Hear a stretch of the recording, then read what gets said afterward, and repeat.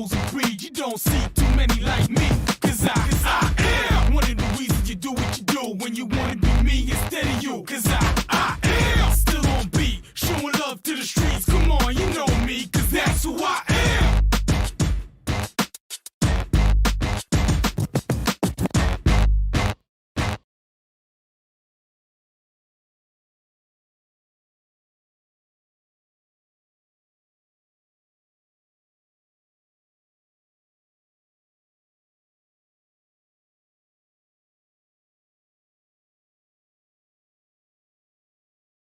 There we go. Now I'm crazy.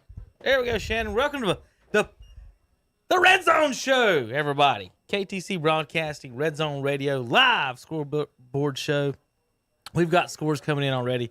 Cherville and Highland Tech are playing right now, and Andre's working on that and more. Their conference, Shannon Thomas Jefferson tonight against Mountain Island Charter. Those teams play at 6:30. That's Pine Lake Prep versus Christ the King. Mm-hmm. Community School of Davidson versus Union Academy tonight. So we're going to have some updates for those early on. And let me make sure I send my text out to some of those folks and check on everybody on the score. Thanks for tuning in to everybody live here on YouTube tonight. Remember, the post-game show tonight will be live here on YouTube as well. Same bat time, same bat channel. And we'll have updates and highlights for that. I'm pulling up some highlights now. I think we'll have some Cherville, Ironman, and Highland Tech highlights here in just a moment as the other games are kicking off. I'm ready for this Highland Tech thing. I'm wondering if they're winning. I heard them score, Shannon. I don't know if they were up or tied it. So I'm ready to see what happened there. We're going to check in with our Twitter feed here tonight. Caleb Johnson is at that game tonight. So we're going to have updates from Caleb. Let's see if he's got something going already on here on KTC Sports. Oh, Payton's already tweeted out for that's Lincoln and at Bandy's tonight. So he's tweeted that. Let's see. Touchdown Highland Tech 7-6. We do have scores. So let's go. Let's start it off, Shannon. Yeah. Let's do some scores and highlights, and let's play some Red Zone Radio here on KTC Broadcast. Let's have a little fun tonight. How about this? All right, Shannon, first score of the night is Austin Thompson, Cherville Ironman with the score over at Highland Tech. Now, they don't have a press box over there, Shannon. So right. They're on the side of the hill and in different spots that you don't know where they set them for Corona. So here's Cherville scoring 7-0. Thompson, quarterback keeper, left guard, huge hole, Shannon. Did you see that hole? You like the lineman play here. Let's talk about that real quick. How about what's the left tackle? And I guess that's the tight end, isn't it? Yeah, because there's three guys over there down. Watch them just double team there on the end and just wide open hole. The fullback clears the space and the quarterback just walks in unaccounted for. Austin Thompson with a touchdown early here on KTC Red Zone channel. Thanks for tuning in. It's brought to you by What's Up Shopper. What'sUpShopper.com. Local shopping. Click on local businesses. Come to What'sUpShopper.com. We've got links, commercials, all kinds of things you can follow on there. How about, you want to see the Bulldogs take the field, folks? How about that? Let's see the Bulldogs take the field in Lawndale for the first home game this season. Coming down the hill and out the helmet there, Shannon. Pretty cool, right? Yeah, that is. If you've never seen that in person, that is pretty cool. Do they come out with any type of certain music or anything? Yeah, they got music playing, but they got like dogs barking and chains rattling while they're standing at the scoreboard. It's pretty cool. It is pretty cool. I didn't know if you knew exactly what song Tony Beaver in the gang plays. I want to say Who Let the Dogs Out. I think they're still ringing that one. And of course, prayers and thoughts, of course, to Tony and his family up there for him. Battled cancer earlier this past few months. Always, the voice of the Bulldogs couldn't be more welcoming to us at the games, and just fantastic. Does an awesome job. If not, he might be the best in the area. Because between the DJ and the announcing. Yeah, he can do it. Yeah. All right, Shannon. Have you got the Cherville score up there when they scored on the tight end play? Here's Highland Tech 7-6 against Cherville. And let's see if I can get it up and running. My internet is crawling here all at one time. We've got so many things going. Well, the number one problem is, Shannon, I'm connected to the one down the hall, so I have no signal. Let's try the one beside me. Thanks for watching my connections here. Hey, that looks a lot better, don't it? It is.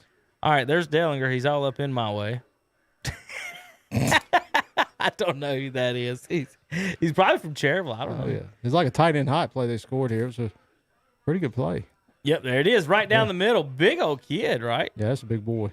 Oh, look at him rumbling, stumbling, Ironman chasing. And like I said, my internet will catch back up here in just a moment, folks. Where can you see highlights from? How about at What's Up Shopper, at KTC, hashtag KTC Scores, hashtag KTC Sports. This is Highland Tech scoring on the Ironman. Here in the first quarter. That was Highland Tech's. That's Highland Tech scoring. Right. Yeah, I thought it was Cherville because of the blue. That's Cherville went up 7-0. Highland Tech scored but didn't miss the extra point. So it's 7-6 early on. Again, let's watch the play one more time. Like Shannon said, it was a tight end hot. 85, 3 steps, and catch it.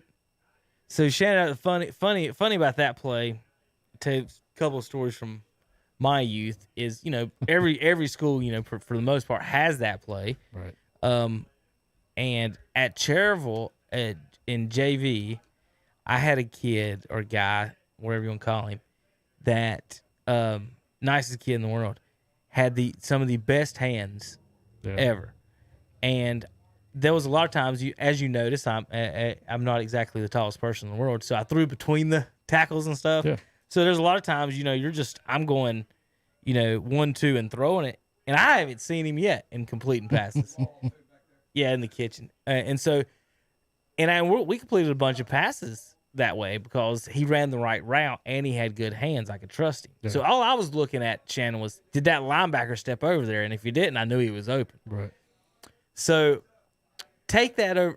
So in 11th grade, he's not the starter in 11th grade. We had another starter there. So he's playing at Shelby, and I was the backup quarterback in 11th grade and I was playing wide receiver, but our quarterback got suspended the first half of that game. I don't know, whatever that means. And so I'm quarterbacking at Shelby, and I have my guy. We ran a double tight end post. Mm-hmm. Well, I had my guy on the backside post. Now I knew where I was going when we called the play. He's getting this ball. Well, the number one tight end, instead of running a post, ran like a straight. I don't know what he ran. He ran a straight get in the way is what he ran. Right. And I threw it. I never saw him, Shannon. I wasn't even looking for him. And all of a sudden, this big giant paw comes up and smacks the ball out of the air. And it was my team. Oh, really? Because I whizzed it where he was at. He thought I was throwing it to him. I never saw him. And it was whizzing by his head. He just stuck his hand up and he slapped it up into the air. Oh, wow. Incomplete. I had the touchdown too. But anyway, so there's that. So I go to Bessemer. The tight end we had, I hate to throw people under the bus. He's not a nice guy anyway. He was awful as far as catching. Shannon, two things. One, if he ran the right route, now a tight end hot, think about that. Yeah. You run straight. Yeah, it's not hard. Yeah. And if you're on the right side, you look over your left shoulder. Right. And if you're on the left side, you look over your right shoulder, right? He couldn't do it. I don't know how many times. Shannon, I threw, I think, 5 picks that year in like 6 games, and everyone was him either not looking or bouncing off the back of his head or face because now here, and get this, he was 6'9", monster. Wow. But I might as well be throwing to this brick wall and tell him to run a slant because we ain't getting completed. Yeah. But the other kid ran the right route every time, caught every time. If you're on the same page, absolutely, you'll be able to. He was fun to play with. He's a goofball. He's a funny kid. He's like, you know, some guys are quote unquote airheads. I hate to, you call him that, but that's what he was. I love Adam to death. We did some, speaking of airheads, we did some introductions with the Yetis the other day, and we recorded them. You have outtakes and people mess up. One of them cracked me up. It just made me think of some friends when I was younger. And Shannon, now, so it's say your name, where you're from, high school, college, where you're from, whatever position, that regular stuff. Right. One guy goes, "Hey, am I supposed to say my last name?" Nice. Jeez. Nice. I don't remember which one it was. So I go like, no, just say I'm George and walk away. That was his question. Good kid. And he laughed because he kind of caught himself as soon as he said, he was like, oh, maybe that was stupid, but it was funny. Funny kid. So anyway, everybody, I want to thank everybody for watching and listening tonight. We're doing live updates and scores here on YouTube as soon as I find some of my stuff. So we're going to be updating the scores here in just a little bit. We just got our dinner here. Cherville is on right now. The other games are on. Let's see if I got any more highlights, and I'll send it. Well, what we actually do, folks, we got some more highlights. Let's do the highlights, Shannon, and then we'll take a break and eat some dinner. How about that? Okay. All right, so East Lincoln goes up 6-0 in the first quarter. Upset alert, upset alert. East Lincoln 6-0. Ready, Shannon? Let's play it. Let's see. Oh, I got to hit the buttons. Hit the buttons. Kevin, computer. All right, here he goes. East Lincoln going up 6-0 against North Lincoln here early in the first quarter from the 35-yard line. Quarterback drops back, just throws it deep. He's got a man out, jumps him. Oh, wow. And in the end zone, that should have been defended probably. Coach Basil in the game, right, Shannon? And well, the guy behind him was probably more open, and I don't know if who he was. And then the linebacker, the trailing linebacker, was watching the ball and didn't finish the tackle. So, yeah, you were looking at the post back there, wasn't you? That's where I thought he was going when he broke, and then got him in the corner on the little flag up the sideline. What's up, Tom? We're gonna eat in a minute. Is it really? Chase Trojans over the Shelby Golden Line, 7-0. Are we not hearing that somewhere in the studio? JP, he should have that on in his room. Chase went right down the field. Yeah, check on JP's. They couldn't score on Burns and march down on the Golden Lion. Is that it right there? Yeah, this is it. So here's the touchdown for Chase. Steve DeGree doing the video. He's in a bad spot kind of at Shelby because he's behind the glass and inside, but we can get most of it. So this is Chase going up 7-0 on the Shelby Golden Lions in a moment. 16 seconds into play. Steve doesn't know how to do the editing part yet, so we got to get him on that. Let me back it up, refresh just a little bit. Here we go. Well, maybe. When you got like 9 streams going at one time in a building, Shannon, it does this sometimes. Let's see if it... Oh, was you watching something too? Yeah, well, I had it on Twitter. I was just trying to follow you. There you go. All right, handoff left side, left tackle, cut off the end. Now, Shannon, the Lions didn't really get any big hits on him on that, did they? They didn't. And that's one thing new this year. Shelby went to the 3-4 defense, and I don't know if that's what they're in now. I can't tell, but right. If you're gonna, you can't. 1, 2, 3 down lineman, yes sir. It's tough to stop the run with that, and because your linebackers get just blown out. Well, you got to take another play. You missed an All-American linebacker as well too, right? Yeah. Oh, yeah. So Chase scores early, goes up 7-0 on the Redzone channel here on KTC. 10-yard run by St. Stephen's, 2-point no good. The Indians are up on Bessemer City, 6-0. Shannon wants his pick back. He tried to get it earlier. Yeah, no, I'd have gave it to you. It's only first play. Sometimes when you don't know. Cherville scored again too, so they're up. Cherville just scored again. Folks, busy night already. We've got 8 games moving around and back and forth too. Thanks for tuning in. Here's a handoff left side. St. Stephen's dives in the end zone, scores over the Yellow Jackets. It's 6-0. St. Stephen's over Yellow Jackets. And Shelby runs the punt back. There we go. Big plays. Touchdown Cherville, number 21 for the Ironmen, 14-6. Ironmen now lead at Highland Tech after giving up the score to Highland. Good shot here. It looks like we're in the play, Shannon. It does. We're right there on it. There's Dellinger again. Handoff right side, 21 end zone, touchdown. Dellinger's doing a good job there, 59. That's whatever he's doing. Player, whatever that was, I couldn't tell because that guard pulled. Left side guard pulled over. Well, that was poor tackling too. Whoever told Dellinger to get in our way, he did it. He's doing it. He's doing his job. But he was set up just perfect where Caleb could get a shot. Yeah. Caleb might have moved around him on that one, but he's going to be the star of the show tonight. I'm going to get his number here in a minute. I'm going to just look up the roster number, I'm guessing. It'll be somebody connected to 59. I got to get some battery there, folks, before we get to the post-game show. See if there's anything else across the board. We'll get that punt maybe. East Lincoln is up 6-0. Cherville 14-6. We'll be back in just a few minutes, folks. We're going to send it out to the Cherville game as I pull that one up. And then you guys are going to be able to listen to that game. And we're going to switch around, listen to other games, come back, give you some more scores and updates in just a few minutes on KTC. Let's see. I'll get the score updates. How's the food tonight, Andre? Potato soup come with mine and Tom's. Should be 2 in there. Stay away. If that's what you're. No, sir. No, sir. So we're gonna. I'm pulling up the radio feed here for you folks at home. We can watch you can listen to. We're gonna go over to WCSL. Listen to Tim Johnson and Danny Aker do the games. Here you go. Let's see if I can get it going for you folks.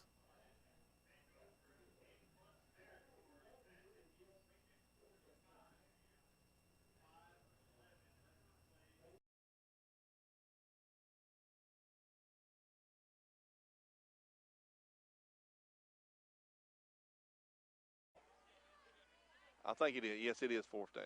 Or maybe not. It is. Oh, No, it ain't. No, it ain't. Is that timeout? It's going to be timeout. Sure Timeout, is. Highland Tech, folks. We'll be right. Rip. Kovalchuk keeps Tosses it outside. Get near. I think he got about 8 out of it. Yeah, I think that was pitched to Daniel Carter out there on the edge. He picks up about 8 to bring up 2nd and 2 here.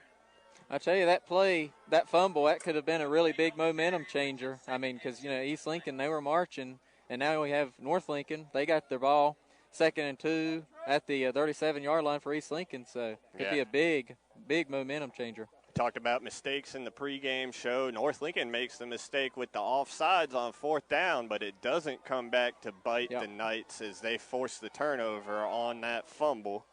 2nd and 2. Kovalchuk hands it off. Up the middle.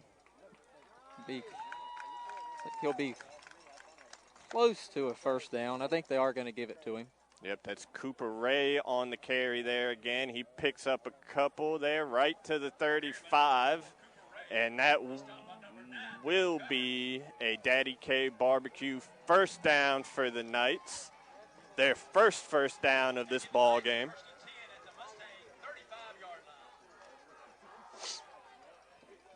I think this would be a big drive for North Lincoln if they could go back down there and strike back against the score East Lincoln already put up against them. Yep. That would definitely change some things. 1st and 10, ball on the Mustangs 35. Kovalchuk hands it up the middle for the first time tonight. That's the bread and butter of the North Lincoln offense, but it's fumbled, and East Lincoln takes it right back. Wow. So the Mustangs' mistake won't matter either. Big mistakes back-to-back by both of these teams. Yeah, neither one of them been able to capitalize yet, but wow. You wonder if, the lack of an off-season, the lack of scrimmages and stuff like that. We've seen some sloppy football here early in this season, early in this game. And you remember last week, East Lincoln, they had a kind of a sloppy start. I think it took a while for them to get their nerves kind of out of their systems. That's really any team. You go out, come out, you start, you're always going to be a little nervous, so you just got to. Mizell fires back across the body, hits Austin Smith, who's got plenty of room, out across the 50, inside the 30. Wow. Big play there for the Mustangs. Gain of 40 on the connection from Mizell to Austin Smith. The second time they've hooked up here tonight. And he was just about a second away from getting sacked, and he was able to scramble out of the pocket and make that work. Very impressive. Yeah, Mustangs having a lot of success through the air here early, but they'll run it up the middle. Just a gain of 1 or 2 for Paulie Menegay on that carry.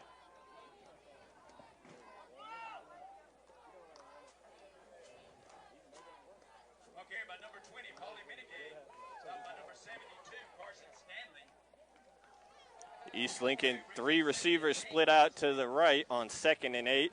Mizell. A lot of pressure, and he's taken down.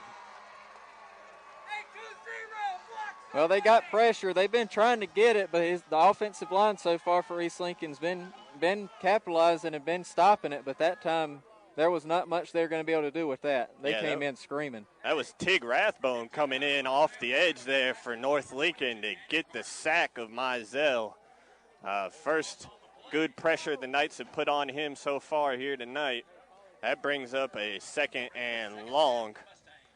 Ball on the North Lincoln 36. Mizell Rolls out to his right. He'll throw. He's got along the Lucas sideline. McConnell with the nifty move inside the 20. He's still on his feet inside the 15. What a play. East Lincoln is playing hard right now. I mean, he broke out at least 3 or 4 tackles right there. That was very impressive. Yeah, East Lincoln, again, having a lot of success through the air here early. They're inside the red zone. Ball at the 14-yard line of North Lincoln. Trent Smith on the carry there for East Lincoln. That's a rare sight to see. The big defensive lineman gets in on the action. Picks up just a couple yards.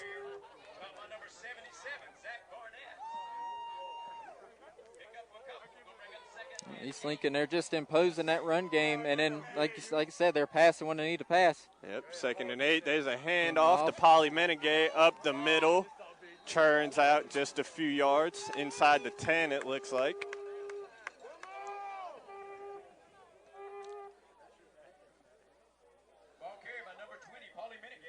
That'll bring up 3rd and about 7 from the 10-yard line. Heavy backfield for East Lincoln in the pistol. Mizell throw to his left in the flat. Outside. Menegay catches nice it. Stiff arm. Oh, he shrugs off a tackle, stays in bounds. Wow. Is he in the end zone? Still waiting on the signal. Is it a touchdown? The home fans think it's a touchdown. Did they give it to him? Not sure. Yeah. Touchdown. Yes, it is. Mustangs, Tyler Mizell in the flat to Paulie Menegay, 10 yards on 3rd down for the score. That puts East Lincoln on top, 12-0. See if they can get the extra point this time, make it 13-0. Oh, and it's a fake. They're going for a 2-point conversion, and it's not going to happen. And the fake is not successful, so look at the First Federal Savings Bank scoreboard. East Lincoln on top, 12-0. 48 seconds remaining here in this 4th quarter. We'll be right back here on WLON. Golden Arches. It's easy to get excited. It means something delicious is about to happen, like trying the new crispy chicken biscuit for breakfast. It's made with a crispy, juicy fried chicken fillet on a warm, flaky biscuit that's baked to perfection. Now mix and match the new crispy chicken biscuit, sausage McMuffin with egg, or bacon, egg, and cheese biscuit. Get any 2 for just $4.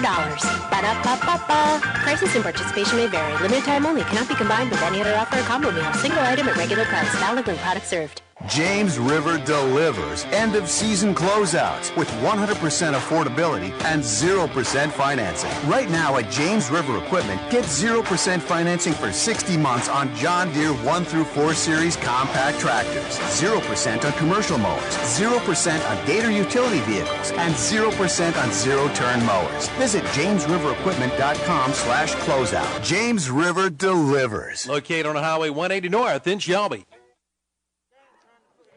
Welcome back here to East Lincoln High School. North Lincoln will take the kick back across midfield. There goes Daniel Carter out inside the East Lincoln 30. Another big special teams play here. Wow. I mean, that happened so fast I almost didn't even notice, and then he just kept his feet going. Yeah, we almost didn't make it back out of commercial in time for that one. Luckily we did. And it is look at the First Federal Savings Bank scoreboard. The Mustangs on top, 12-0 after that Turner Hauser Insurance Group scoring play. A 10-yard touchdown pass from Tyler Mizell to Paulie Menegay here late in the 1st quarter. Looks like be coming back. Yeah, flag here along the sideline. North Lincoln seems to be retreating back to its own side of the 50. Haven't gotten the official call yet, but it looks like that big return will be negated here by a penalty flag. I don't know, possibly I think a hold. Block in the back or a hold, and they're putting it back at where the spot of the foul was. Looks like it's going to move them back inside the 20, put the ball about the 18 or so. So that's another backbreaker there for North Lincoln. A few mistakes here early in this ball game for the Knights. key mistakes, very important mistakes, yeah. So North Lincoln will take over here. Big possession for the Knights. They're not a team that's built to score quick, so they don't want to go behind big early in this one, obviously. Kovalchuk pitches it to the outside. Get maybe 3 on the play. Yeah, not a whole lot there. East Lincoln, so far, they've been all over that outside run, that little pitch pass to the outside. They are not letting North Lincoln do that. Yeah, they've been very disciplined with all the fakes and handoffs that aren't there in the North Lincoln offense. Sideline to sideline, staying in their gaps. They've been playing well here early in this one. Not a whole lot for this North Lincoln offense in the first quarter, and that'll be the end of the first quarter. We'll step aside. The East Lincoln Mustangs up 12-0 here on the North Lincoln Knights. We'll be right back from Denver. James River delivers end-of-season closeouts with 100% affordability and 0% financing. Right now at James River Equipment, get 0% financing for 60 months on John Deere 1 through 4 Series compact tractors, 0% on commercial mowers, 0% on Gator utility vehicles, and 0% on zero-turn mowers. Visit jamesriverequipment.com/closeout. James River delivers. Located on Highway 180 North in Shelby. Lincoln, we've done it again. I'm Donnie Pack, General Manager at Carolina Auto Direct. You guys have helped us have another record month. First, I want to thank Lincoln County and surrounding areas for making this all possible. So what I'm going to do for the month of March is anyone who mentions this ad will get $1,000 off any used car or truck purchase and $500 off any major services that your current car or truck may need. Again, I'm Donnie Pack, General Manager. Carolina Auto Direct, 484 North Generals Boulevard in Lincolnton. Call 704-240-3701. Also visit them at the Mooresville location, 293 West Plaza Drive. Carolina Auto Direct. Well, we're back here at East Lincoln for the start of the second quarter. And that is Kovalchuk on the keeper for North Lincoln. He loses his helmet after a gain of about 5 or so, and I believe that will be enough. No, just short of a first down. About a yard short, yeah. About 3rd and inches here for North Lincoln. And Kovalchuk, the quarterback, lost his helmet, so he would have had to come out for a play. And that's Jack Carter now in at quarterback for the Knights. And they are actually going to give him a first down for that. So. Yep. Had a debate on where the spot was. Yep, so that's a Daddy K Barbecue first down for North Lincoln. Knights with the ball at their own 29.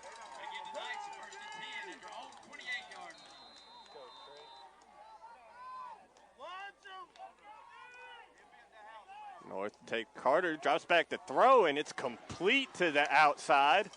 Gain of about 8 on that one. So the backup quarterback comes in, and they let him sling it. Yep, pretty good little play there. Caught East Lincoln off guard. I think East Lincoln, they've gotten so used to North Lincoln just trying to catch them with that option that they weren't really anticipating the pass there. Yeah, that was Carter to Rathbone on the completion there for North Lincoln. Their first completion in the passing game tonight. 2nd and 2 for the Knights. Ball at their own 36. It looks like Carter's still in there at quarterback. And he hands it off to, I believe that's Cooper Ray on the carry. But like he just about a yard short, so. Yeah, just a couple there for Ray on that one. It'll bring up 3rd and inches. Yep. North Lincoln went to the air on 3rd and inches just a minute ago. We'll see if they keep it on the ground here this time around. I'd say they'd probably just try to run it up the middle here. Yeah, maybe even a QB sneak with Carter. He's a big kid, bigger than well, I won't say that. I don't know that for sure. But he's a big kid. He can definitely get the few inches they need. Yep. Looks like just hand off up the middle, and it's going to get the job done. Right up to middle to Brennan Rogers on the carry. He picks up about 4. That's a Daddy K Barbecue first down for the Knights. Well, we knew this is what North Lincoln was going to try to do. This so far is the best and longest they've been able to do it because they've been making so many mistakes. They really hadn't been able to get a good long drive of offense, but we knew they were going to try to get this option offense going. And doing it right now, you just never know who the ball's going to go to. So. Yeah, we'll see if they can find a rhythm here with And Carter back at to pass quarterback. here. He's going deep over the top. And it's He's caught. got his man. All the way down inside the 30. 20, I think. Yeah, all the way Oh, down yeah. there. Wow, at the 15-yard line. That pass complete to Cooper Ray. Jack Carter giving some life to this North Lincoln offense here. That's a pickup of almost 40 on that one. It's a big play. That'll wake up the North Lincoln side over there. Yeah, no kidding. Carter and Rathbone have a nice, or that was Cooper Ray on that catch. I apologize. So Ray gets the deep ball. His first catch of the night. Be a timeout called here. Timeout North Lincoln, and we will.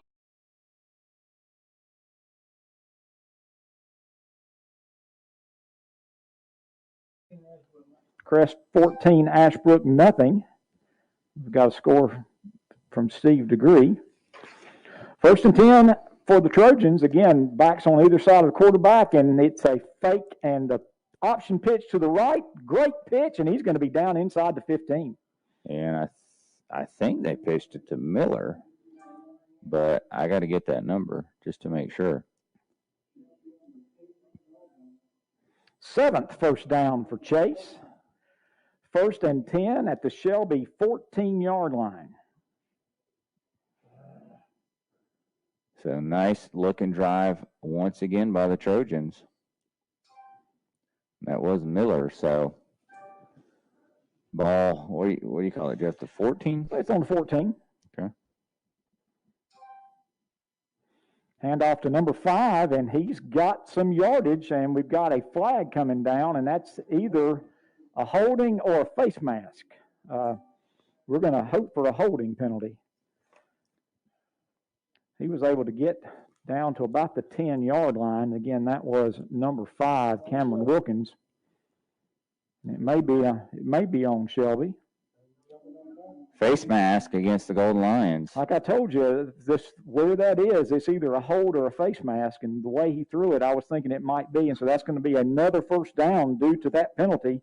The 8th first down of the night for the Trojans. And Shelby's in a world of trouble right now. Ball's First and goal at the 5. Yep. And somebody took a timeout. I would think it would be Shelby, but I did not see. Yep, we'll take it. Back after this. Chase 14, Shelby 7. Chase knocking at the door.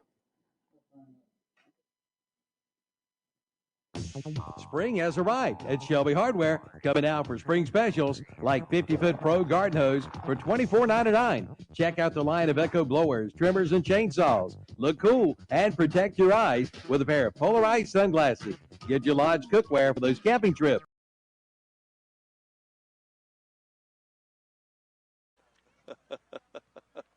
Still don't know what's going on, but we're going to stay right here, folks. Timeout. Let's tell you what, let's go into a commercial. We'll be right back here at WCSL. 26, Ironman on top here tonight on the Rams on the Mr. Sparky Scoreboard. Celebrating lives and healing grieving hearts.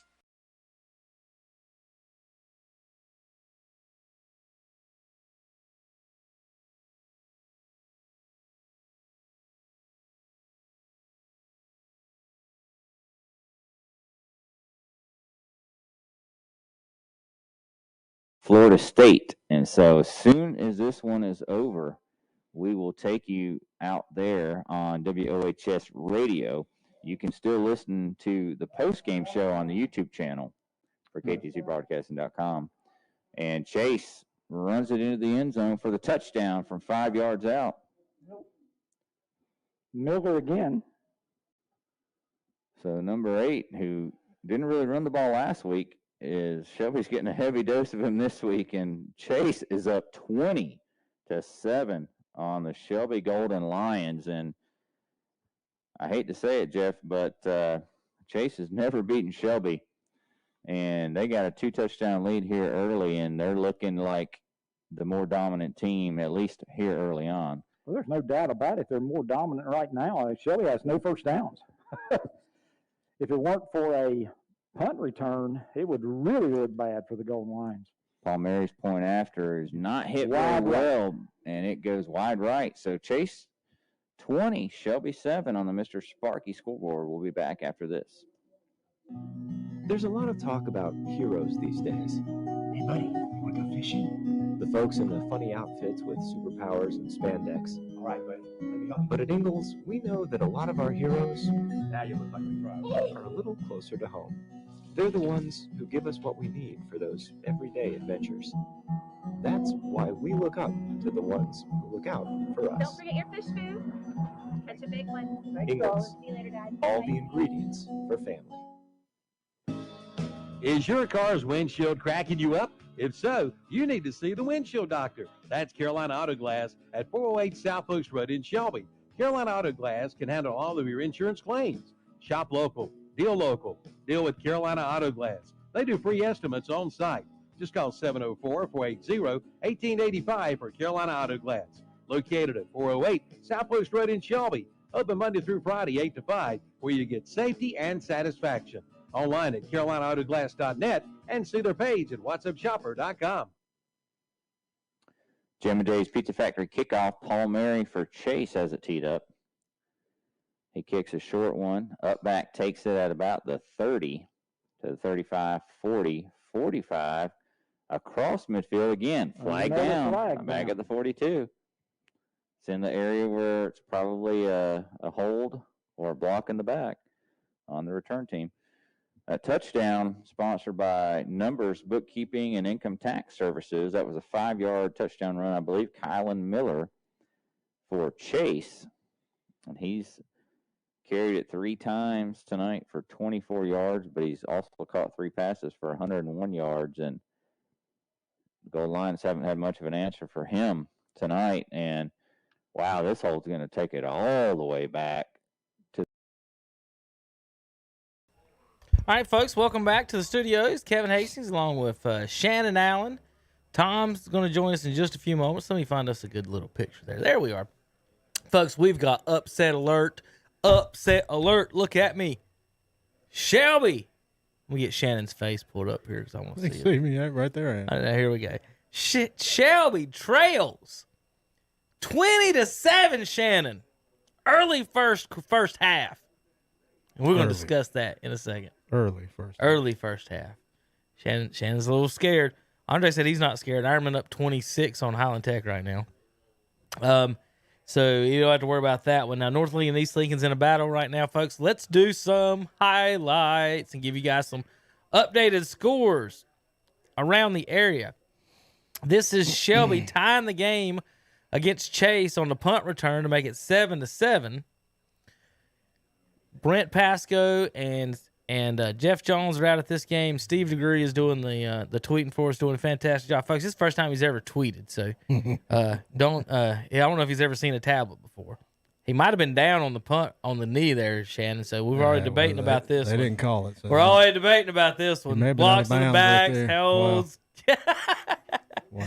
But nice little run back for Shelby again, taking it back. It looks like he fielded around the 40-45. We'll recheck here and see. About 65-yarder, it looked like. His knee's gonna touch about the 36, and then about 63, 64 yards. Nice little shake and bake. Now, Shannon, what does look weird at Shelby is seeing white field lines. Yeah, he's just black. Well, they usually start off with white. Right. And when the grass changes, they change to black. Right. So it's white and the grass changes. You see the black lines out there at Shelby a lot. So, listen, our Jakari Shell must have made a big play for the Golden Lions. It didn't score, but we'll get to that in a minute. All right. How about at Bandy's? Parker Dayhart gives the Trojans a 6-0 lead. Big night for Trojans, Shannon. We should have done this. we might have sold a sponsor if we made the right phone calls. Here is Bandy's going up 6-0. Great shot there on the 16-yard line. Bounces to the outside and into the corner of the end zone. Touchdown. Trojans. We'll watch it another time. 16 yards, I say. Yeah, it looks like he just took a handoff around the right side, just outran everybody to the edge. But nice little play. See, Bandy's lost a running back. He's at Maiden now. Okay. At the end of the year. So, I guess during the time off. So that's a little wing T action, right, Yeah, Shannon? that's what it looked like. That's what I'm trying to look. That's what the guy on the left side of the line in the wing gets this this handoff. So that's what we're. Yeah, because his guard pulled. Yep. That's all it was. Yeah. All right, so a little wing T right side action for Chase. They go up 6-0 on the Lincoln and Wolves. Lincoln, and I'm not used to seeing them with the black helmets. Yeah. That's Lincoln actually, folks, with the black helmets this year. How about Chase going up 14-7 on the Shelby Golden Lions? Check this out. Let's see what I got going on right now. Whoops. If it'll come up. Here we go. This is, again, folks, Chase going up 14-7 on Shelby. This looks like a big play here, Shannon. They're all the way back at the 30-yard line. Quarterback, little quick screen play. Oh, goodness. No, they didn't. No, they didn't up the middle. Shannon. Yeah, that's just looks like poor tackling, too. That's.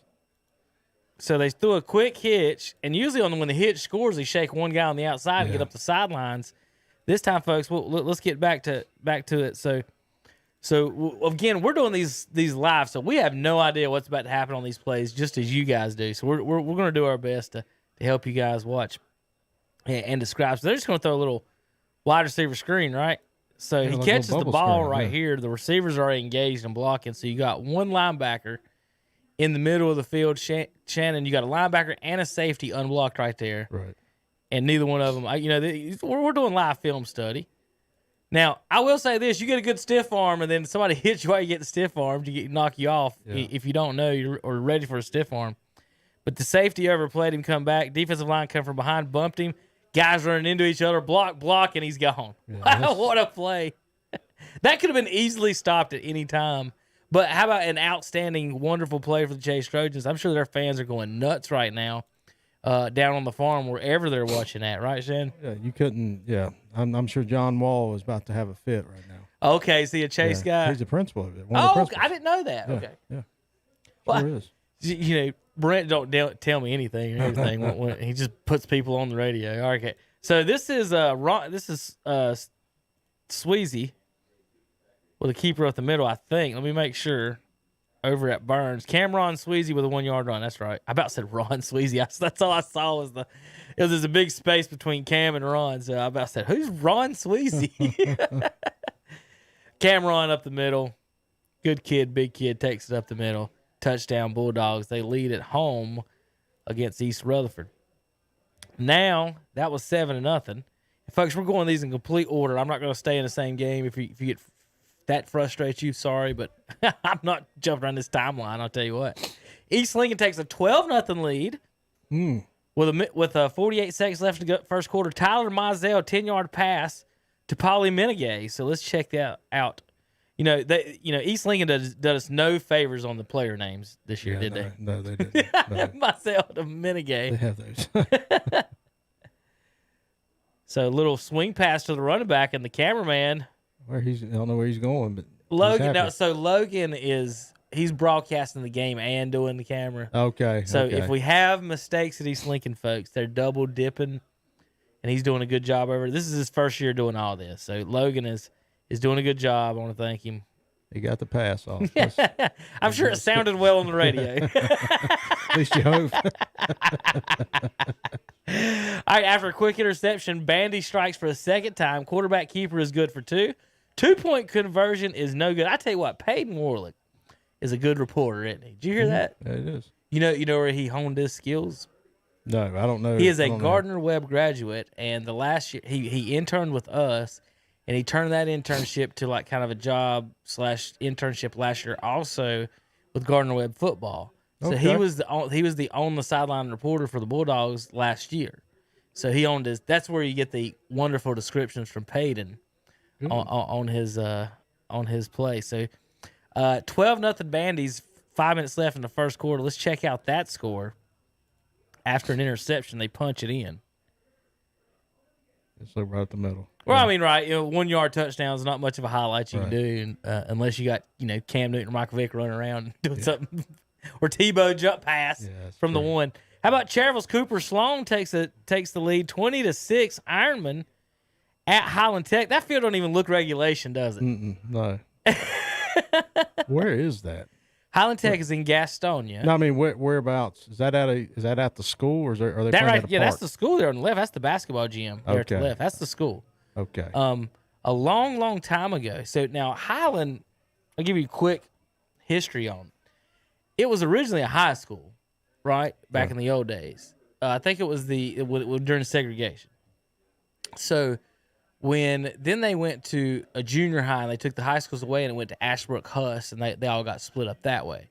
Okay. So all the people that lived there, I'll tell you where it's at. You know how to get to Sims Park, don't you? Yeah, I know where the school is. Okay. I just didn't know where the field. I didn't know they had a field there. Yeah, so it's there up on the hill behind it. So we played now. So with all that said, they used to be the best team in the county when I was in school. They were good in basketball. They were really good. Yeah, they were the best team. They were the best. We think Huss and Ashbrook, both kids went. Yeah, they had kids that went, and North Gaston kids all went there. So in junior high football, so we had a good football team, and we upset them. They were supposed to be the best team in the county, and not kids at the school, but some fans or people in the area while we were leaving threw rocks at our bus. Oh, really? Like it was not a good place to play at that point. We upset them. They weren't happy. They do have a basketball tournament over here, the Highland Hills Festival. This is like I said, Cooper. Did I say Sane was his name? Or Cooper Sloan. Sloan dives in the end zone left side. It's just being on top of the field like that. You almost never see that angle. Yeah. I think that's the deal. There's Michael Powell there on the left from the Cherville Eagle. But the way he's set right there, just kind of on top. Like that's at a great angle. There's Leroy Montgomery, the fastest ball boy in the state of North Carolina, Shannon. I promise you. I know. There were times back in his younger years where, if we sneak Leroy in for a play or two, we might score, boys. Leroy's a fantastic guy. Couldn't say much more about it. He's an NC State Wolfpack fan, a Washington Redskin fan. I haven't talked to him since they changed the name. I don't know. I'm sure he's mad about it because he used to deck out in Redskins gear. Like Leroy loves the Redskins. And you could always talk to him about Redskins and Cowboys or NC State football anytime you see Leroy. DJ Fuller, 15-yard run, gives Crest a 14-0 lead in the first quarter. Let's check out DJ Fuller in his run. And Rob is stuck way up on the hill. He's back there in the corner. They got him up on the hill. Rob's going to have to move to the visitor side on like the second row and get a good. So he can't be on the field at all, can he? He can't be on the sideline. According to the original rules we were sent. Yeah. Okay. Now, whether some teams allow or even read or look at that, Shannon, my experience in broadcast rules is that nobody reads them. Because I don't know how many ADs I've had to explain the broadcast rules to from the Athletic Association, that they don't know. St. Stephen's up 13-0, Shannon. Not looking good. I guess they're still the Indians. Yeah, I think so. I don't think it changed them. Now they've got 40-something players on their team. Left side, bowl right through the Bessemer Yellow Jackets left side. As you can see, they got overloaded to the right, it looks like, but they go left side with a fullback and a pulling guard there to bust out. Oh, that's a big hole there too, yeah. So it's 13-0 now, St. Stephen's over the Bessemer City Yellow Jackets. What's upsetting about that game or that, when a lot of teams, you play your conference teams, they know you. Mm-hmm. Your Pine Lake Preps, your Community School of Davison's, your Union Academies. But when you finally get to play a team that's not in your conference, that doesn't know you, you get a chance to kind of show what you are made of or whatever. And now this year you're showing up with 16 players. As opposed to last year, that team last year shows up, I'm picking them hands down. Absolutely. Yeah, like absolutely. they're gonna whack St. Stephen's. But now you just don't know. Newton Conover scores, Shannon, 6-0 over West Lincoln. Okay. This is out at West Lincoln. Jason Sane. Now, see, like I said, he's right there on it. Yeah. you don't, again, different schools, different places. Yeah. you don't know that what's allowed, where you are. This is out at West Lincoln, Newton Conover with the score. And I tell you what, we get we get more 1-yard touchdowns than anything. Another short score. How about Chatlin Backus of Burns with the interception? Matt Royster reporting. I'm getting tongue-tied. Shannon, did y'all put something in this drink? I didn't. Tom's been in here. Tom's the one that brought the drinks. He brought the fun drinks. Came all the way from Fats. Now, I guess you get them things to go now, can't you? I think you can. Adult beverages. Like, if I could just tell my 21-year-old self that. Like, what? Trying to get this Backus interception up. It'll come up in just a second as the magical interweb catches up. Matt Royster out there reporting. Bulldogs lead. Well, say Backus with the interception. Yeah. It's not coming up on that one. We'll get to a score instead. How about end of the first? Bandy's 12-0. KTC scores. We'll retweet that out there for you folks. That's what you do. Check us out. KTC scores. And we'll get that out. Somebody's sending me a fancy text. I don't know who it is. My wife. That can't be good, Shannon. 18-yard touchdown. All right. How about a touchdown at Burns? Cameron Sweezy, 18-yard touchdown run against East Rutherford. Sweezy from deep in the backfield. Is he playing running back, or is that just a deep? I think it's just a deep run. I think run. It's shotgun, or did he keep it? No, it went play action. And he kept it. All right. So Thompson Reed or something. Right. Yeah. So he fakes the handoff behind him, spins, and keeps it himself. Yeah, he had a blocker right there in front. He just outran him. As a quarterback, when the coach told me I had to do that, I'd be like, "Are you serious?" Yeah, I'm handing the ball. Like I got to take I got to turn my back, spin around, and hope there's not a 270-pound guy right there about to eat my lunch. All right, coach, good call. In the left side, you can tell they blocked it well. Yeah, they were holding it forever. Yeah, because the guy from the backfield, look, he didn't hit his block till he's 10 yards down the line. So Cameron Sweezy, 14-0 Bulldogs. All right, North Lincoln cuts the lead. This is Jack Carter 3-yard run. Of course, North Lincoln also runs the option. But you're right. There's a lot of these short yard touchdowns. That's just telling you they're moving the ball. Well, also when big playability. Also, when everybody around here in the world, Shannon runs the damn option. That's true. Yeah. Only state in the union that still runs that everybody on the western side of 95 runs the option. Yeah. We missed a score at Crest somewhere. This is 21-0. Fuller to Lee. DJ Fuller to Lee. I don't have Lee's name. Do you know whoever Lee is up there? I don't know Lee. Waiting on my internet to catch back up. It's switched again on me. Like, why is it switching? The computer hadn't moved. I hope we didn't lose internet connection. That's probably not what happened. But anyway, we'll pull up his touchdown. 21-0. Crest leads over Ashbrook. Not a surprise at all. Mm-hmm. Ashbrook last year had 26 players. Oh, Shannon. There we go. All right, here we go. This is a 47-yard pass. Hopefully they're coming this way. I think they are. Right. Yeah. There he is, coming right at us. Yeah, that was just a good. Got him. Yeah. Just go deep, right? Did the corner run, or was that safety coming over there? I think it was a corner. It was a corner with him all the way. Yep, safety was never there. Yeah. Yep, Ashbrook, safety. When you're playing safety, bub, I'm 100% sure he wasn't even your there. job wasn't to stand there. Yeah. He wasn't. He was nowhere around there. I played the position. I'm pretty sure that's not what they told him to do. Cameron Squeezy scored again. Let's see if we can get to that. Here we go. It's now 21-0. Bulldogs over the Cavaliers. Sweezy from about 7 yards out. Keeper around the corner. You see what you think. Shannon. Obviously not as good, but kind of a Vince Young type. Yeah. Where he's tall and can just take off around the corner. He's one of those. You mentioned Vince Young. Cameron is not known for his speed, but he's one of those guys you can never catch him. Right. You know, it's just. That's what they used to say about Emmitt Smith is like, he's not the fastest, but nobody ever caught him from behind. Right. Like once you get gone, those guys are gone. I 100% understand what you're saying. Hey, here's a Phillips 1 yard run, cuts the score 21-14. Chase leads over Shelby. Phillips punches it in. Golden Lions celebrate on the sideline. So Phillips with a 1 yard run. That's about 5 or 6, 7 1 yard runs here, Shane. Yeah, that's true. End of the first, East leads North 12-0. What is wrong?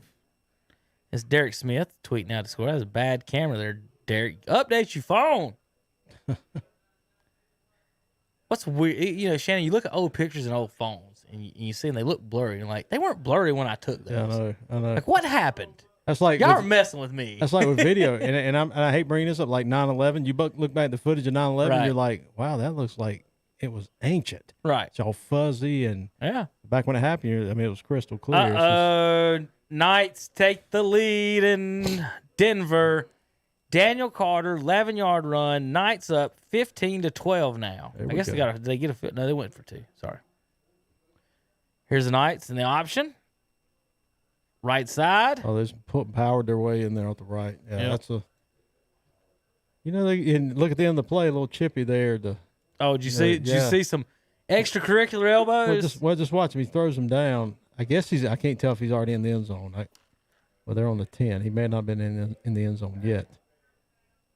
Like he's right there, then boom, going down. Bigger so you can see. I wasn't even thinking about you over on the 2 screen there. No, that's fun. All right, so there is the North Lincoln taking the lead 15-12 on a Daniel Carter 11-yard touchdown. Newton adds 6 more points with a 5-yard sweep right and a successful point after attempt, 13-0. Red Devils lead with just a few minutes before the half at West Lincoln. West Lincoln looking to maybe go down 0-3 to start the season, Shannon. This score is surprising. I thought West Lincoln would give them a little better. Again, it's just first. Oh, you talk about extracurricular activities. Yeah, that was pancake. What's going on in the end zone over here, Shannon? Putting on a clinic. See if you can figure out what happened. Yeah, he took him to the car. Yeah, he escorted him. Yeah, that's one of those right there. Come Monday afternoon, right? Yeah, that's going to be a really exciting time in the locker room at Newton, not at West. At Newton, yeah, at Newton. Kids are going to go crazy. Yeah, that's a big block there in the. He'll get a little devil sticker for that one. Got pancaked in the end zone. You're going to get a little devil sticker for that one. All right, let's get over some more. 14-yard run by Ruff. Crest now 28-0 in the second quarter. And we're going to give some halftime scores and stuff here in just a few moments. Give you guys a halftime show. It's already 8 o'clock, Shannon. We're already halfway through. It's about halftime. Wow. Ruff up the middle. He's a tough kid to take down, and he's good. He's a nice little runner. He is. He's elusive, and he's not big at all, but he's just so strong in his lower body. He's hard to bring down. He's fast as lightning too. So Chargers score again. 14-yard run by Ruff, 28-0. End of the first quarter, Kings Mountain leads 14-0 over Hunter Huss. Bandy's now takes an 18-0 lead, putting it on the Wolves up at Bandy's. Payton with a different shot now. Yeah, and that was just another 1 yard touchdown. One. Hey, babe, we got that 1 yard highlights tonight. Oh gosh, somebody's calling me. All right, I tell you what, Shannon, we're gonna go to the radio for just a moment, and we're gonna give you guys back to the radio for a moment. I'm getting a call, and it's third and very short. And now here's that huge package Wildcat with Miller. He's gonna run it around the right side, and he's easily got the first down. Down to the Golden Lion 21-yard line. The 12th first down for Chase. You remember Shelby running that last year with Jahari Mitchell over and over and over, and nobody could stop it. And you see why. You got big guys in there, and you get your best athlete with the football, and there's not enough tacklers. And now Hampton's going to take it. Jaden Pierce with a nice tackle for a short gain. Second down and 8. Timeout called, or the stopping the clock. Timeout, Chase. All right, we'll take it. Chase 27, Shelby 14. Attention, buy here, pay your customers. The new iconic motor company in Shelby has All right. Back in action here on the Scoreboard Show. Sorry I had to answer a phone call from one of our broadcasters checking on scores and how everything's going around the area. Let's get back to some highlights. How about East Lincoln here? Takes a 19-15 lead. Joe Dos Santos with a 13-yard reception from Tyler Mizell. So let's check out Mizell to Dos Santos. Man in motion. Back to the left. Play action. Wide open. Down the middle of the field. Tight end. Dos Santos. Just watch him release. Nobody saw him. Both the safety and linebacker ran right by him. Dos Santos in the end zone. Touchdown.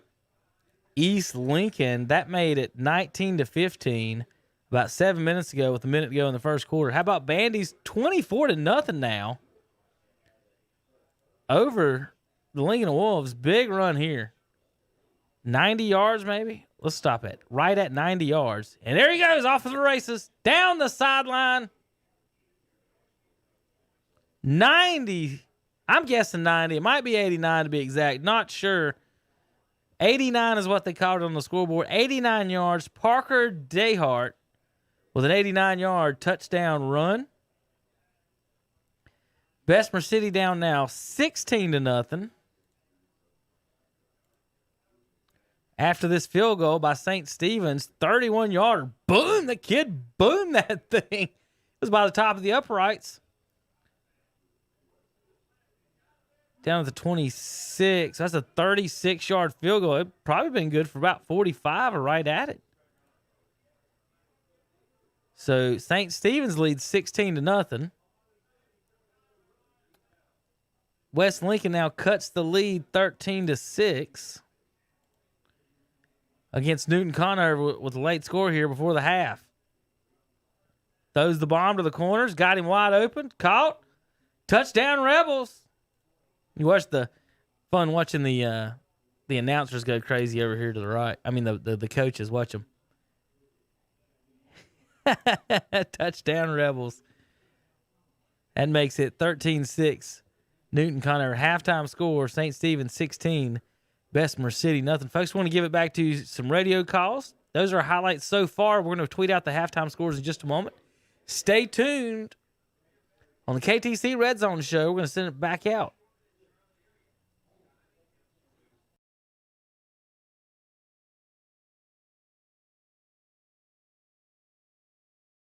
Only the second penalty on Chase. Joe's been guilty of 9 penalties, and those penalties have really been hurtful. Chase quickly on the ball. Starting about 13.5, 14. They're going to pass to the end zone. They got a man, and it's dropped at the goal line. Maybe that ball was tipped by one of the Golden Line defenders, but that was really close to another touchdown. It's going to be 4th down. There's going to be 27 seconds left. I don't think Chase can kick a 42-yard field goal, so they'll go for this. Only the third incomplete pass in 11 attempts for Hampton. Trips to the right, and that's Derisma, Boykins, Johnson. The lone receiver to the left is Miller. That's where I'm looking. He's got single coverage, and that's where Hampton's looking. Single coverage, ball up in the air, maybe picked off by Shelby, but unfortunately on the 1-yard line. And so, let's see, who is that? 16 Bridges? That's one of those that you wish he had knocked it down, and Shelby would have had the ball on the 25, but instead they're going to have it on their 1, and now you got to be careful. Still 20-some seconds left. I'm still trying to get the number down here. 19. It's P.J. Hopper. Yeah. So Shelby with the pick, but like you said, Jeff, if you knock it down, you get it way out at about the 35-yard line. With the pick, you get it at the 1. Now Shelby's in a dangerous position. Got to get it out. They're in that heavy formation again. So let's see. Chase took a timeout. Wow. Seems like there's been like 8 timeouts taken, but evidently there's still one to go, so we'll take it. Under 30 seconds to go. Chase 27, Shelby 14. Get on the right team, the Bradley's team. Since 1990, Bradley's has been a top supplier of custom screen printing, embroidery, team uniforms, athletic apparel, and equipment. And now Bradley's can do vehicle wraps. Advertise your business wherever you go. Plus, post and panel commercial real estate signs, custom face masks, and neck gaiters, along with awards and trophies. And they can even create your very own team store. Just call 704-484-2077 for Bradley's, located at 2522 West Dixon Boulevard in Shelby. Online at bradleyinc.com. Not much time left, Jeff, for the Golden Lions at just under 30 seconds to go and on their 1 yard line. Do you just run something into the middle and go into halftime? Well, you gotta get the ball out of the end zone. They're going to snap it back into the end zone, and a lot of bad things can happen when you snap it back in the end zone. But here we go. Low snap to Phillips, but he gets out a couple of yards. Yeah, he's going to get out to just short of the 5 yard line, and Shelby's going to take it to the field house. Couple of yard gain for Phillips. So at the end of the first half, got this right. Chase 27, Shelby 14. We'll take a 3-minute break. We'll come back with our halftime show sponsored by Carter Chevrolet. We'll do that after a word from our sponsors. You're listening to West End Sales, WHS Friday Night Football here at Shelby High. 100 years of anything means a lot. And at Honda Motorcycles of Shelby, you'll find over 100 years of combined motorcycle experience. So they must be doing something right. If you're in the market for a new bike, trike, or four-wheeler, or ATV, see the folks you can depend on for sales, service, and parts. That's Honda Motorcycles of Shelby, with over 100 years of combined motorcycle experience. Honda Motorcycles of Shelby, 4402 East Dixon Boulevard in Shelby. Need cash? Can you no longer make those monthly car payments? Are you looking to sell your car? Then head to S&R Auto Sales in Shelby. They want to buy your car. They will pay your car off. They are to help you any way they can. Just drop by S&R Auto Sales, 417 South Post Road in Shelby. Open Monday through Friday, 9 to 6, Saturdays 10 to 2. Or visit the website at srautosales.com. If you're buying, credit and financing is available. That's S&R Auto Sales. You could be their next satisfied customer. Do you know what Putnam Distributor sells? Auto parts, truck parts, stuff for all sorts of equipment, 25 brands of motor oil, hydraulic fluids, filters, batteries.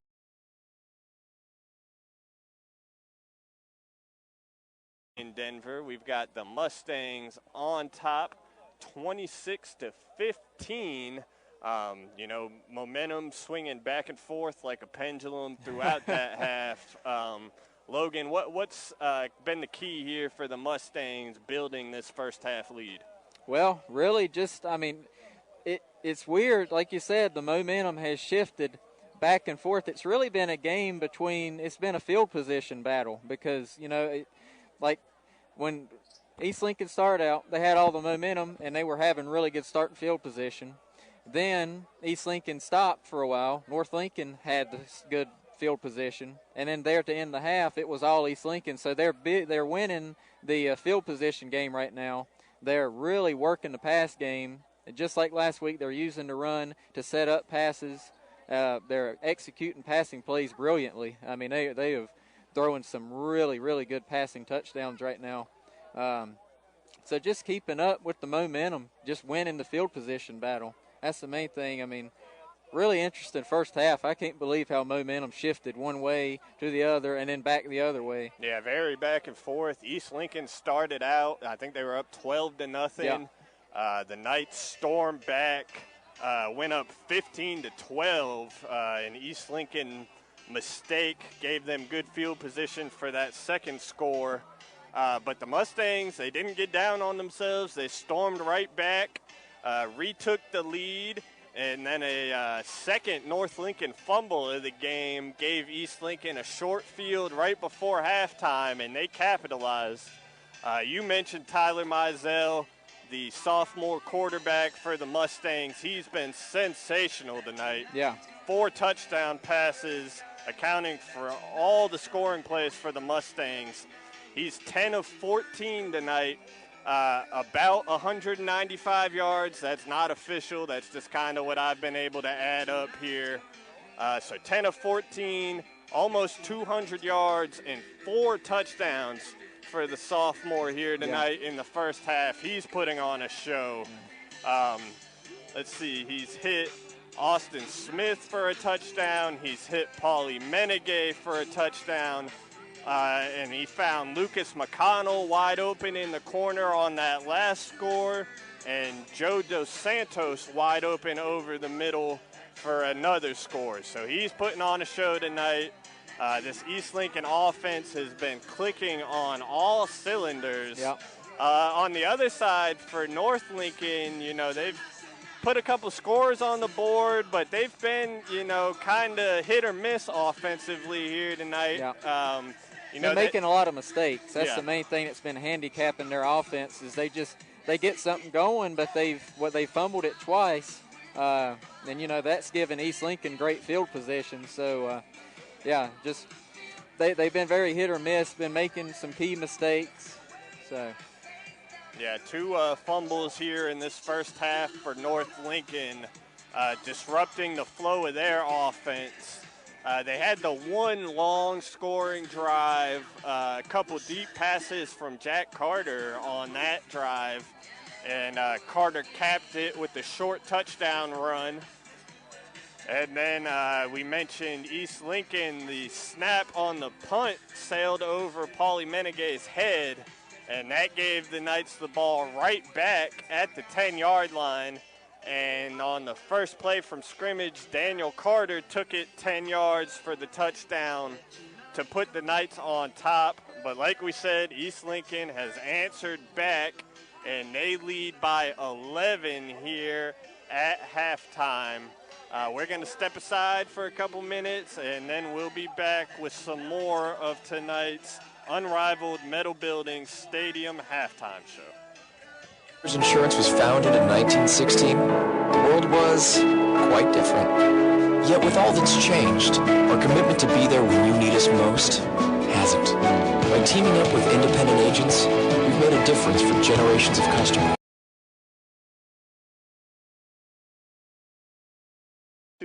Listen, the post-game show tonight, folks, will be on YouTube only. The post-game show will be on YouTube only tonight due to the Carolina game, which will be on the radio on WLON, WCSL, and OHS. There's Caleb Foster. He's breaking tackles, Danny.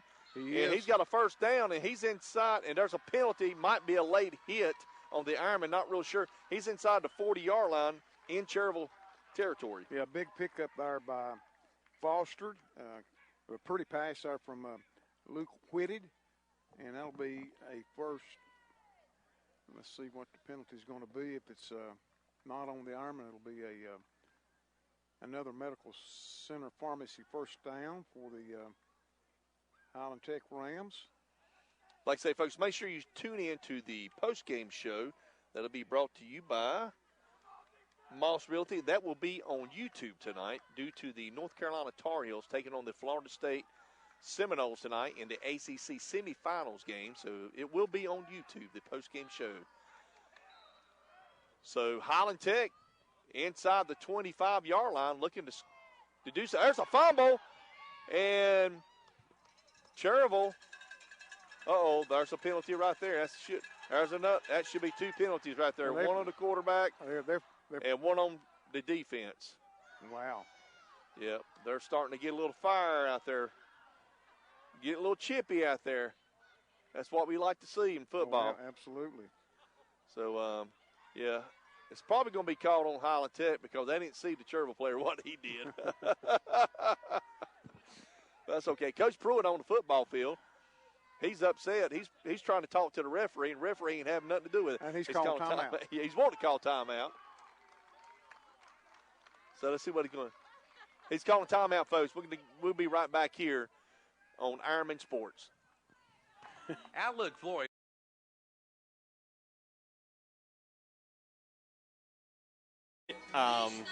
the radio station WLON, as soon as we go off the air, the station will pick up the broadcast of the North Carolina Tar Heels Florida State Seminoles ACC tournament semifinal game.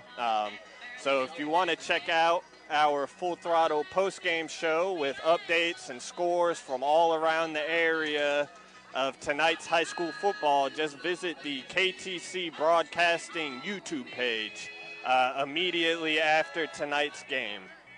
Matt Chapman here alongside Logan Baker, bringing you tonight's game between the East Lincoln Mustangs and the North Lincoln Knights. Logan, North Lincoln will get the ball after halftime. The Knights find themselves behind 26-15. We said before the most recent break, you know, they've had one long drive, but they've been kind of up and down, some mistakes throughout that first half. What does North Lincoln need to do to kind of clean up its offense and mount a comeback here in the second half? Well, it's just that. They got to clean up.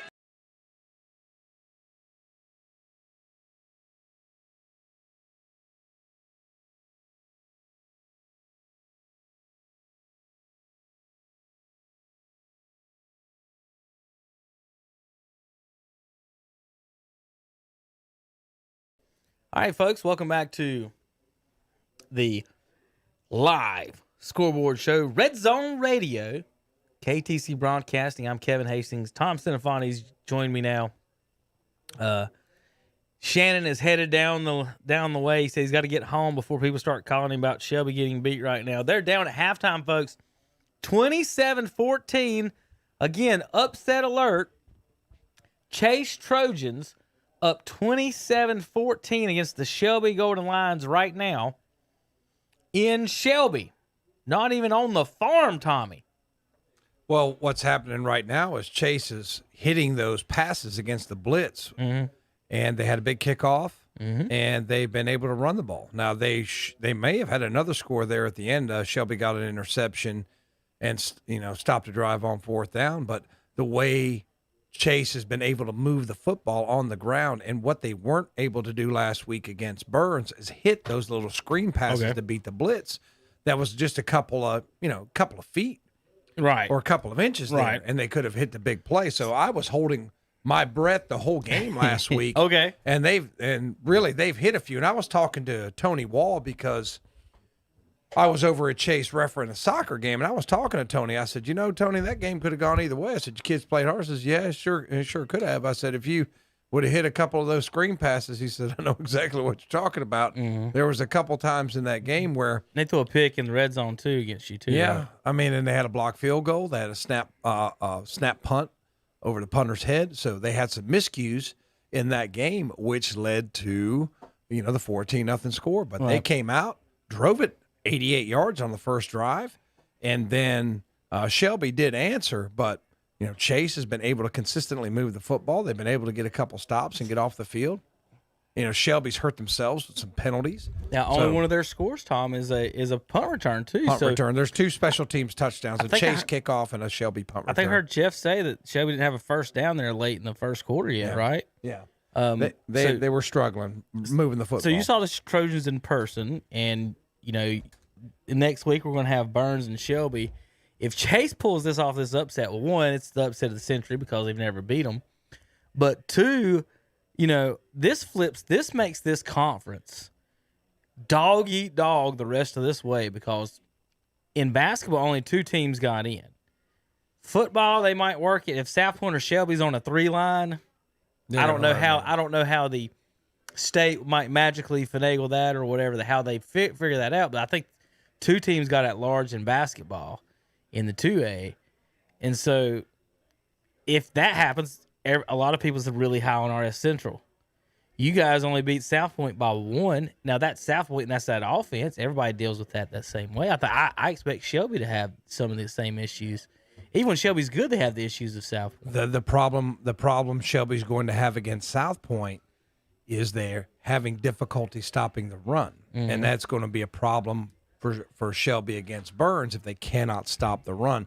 Now, Coach Wilbanks may be able to go in there and make the adjustments. Some kids, without seeing the game, which I'm not going to watch a broadcast that I won't name, but I'm listening to our guys, and I can't really see what's going on, but I don't know if it's, blown assignments. Are they just getting blown off the ball?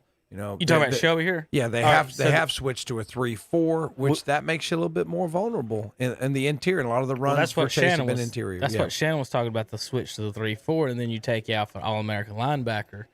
Also, the first touchdown Chase got, and we put up the highlights, and I'll show you in just a little bit. It was a wide receiver screen that he took up the middle of the field. He ran it right up the hash marks. He stiff-armed the linebacker.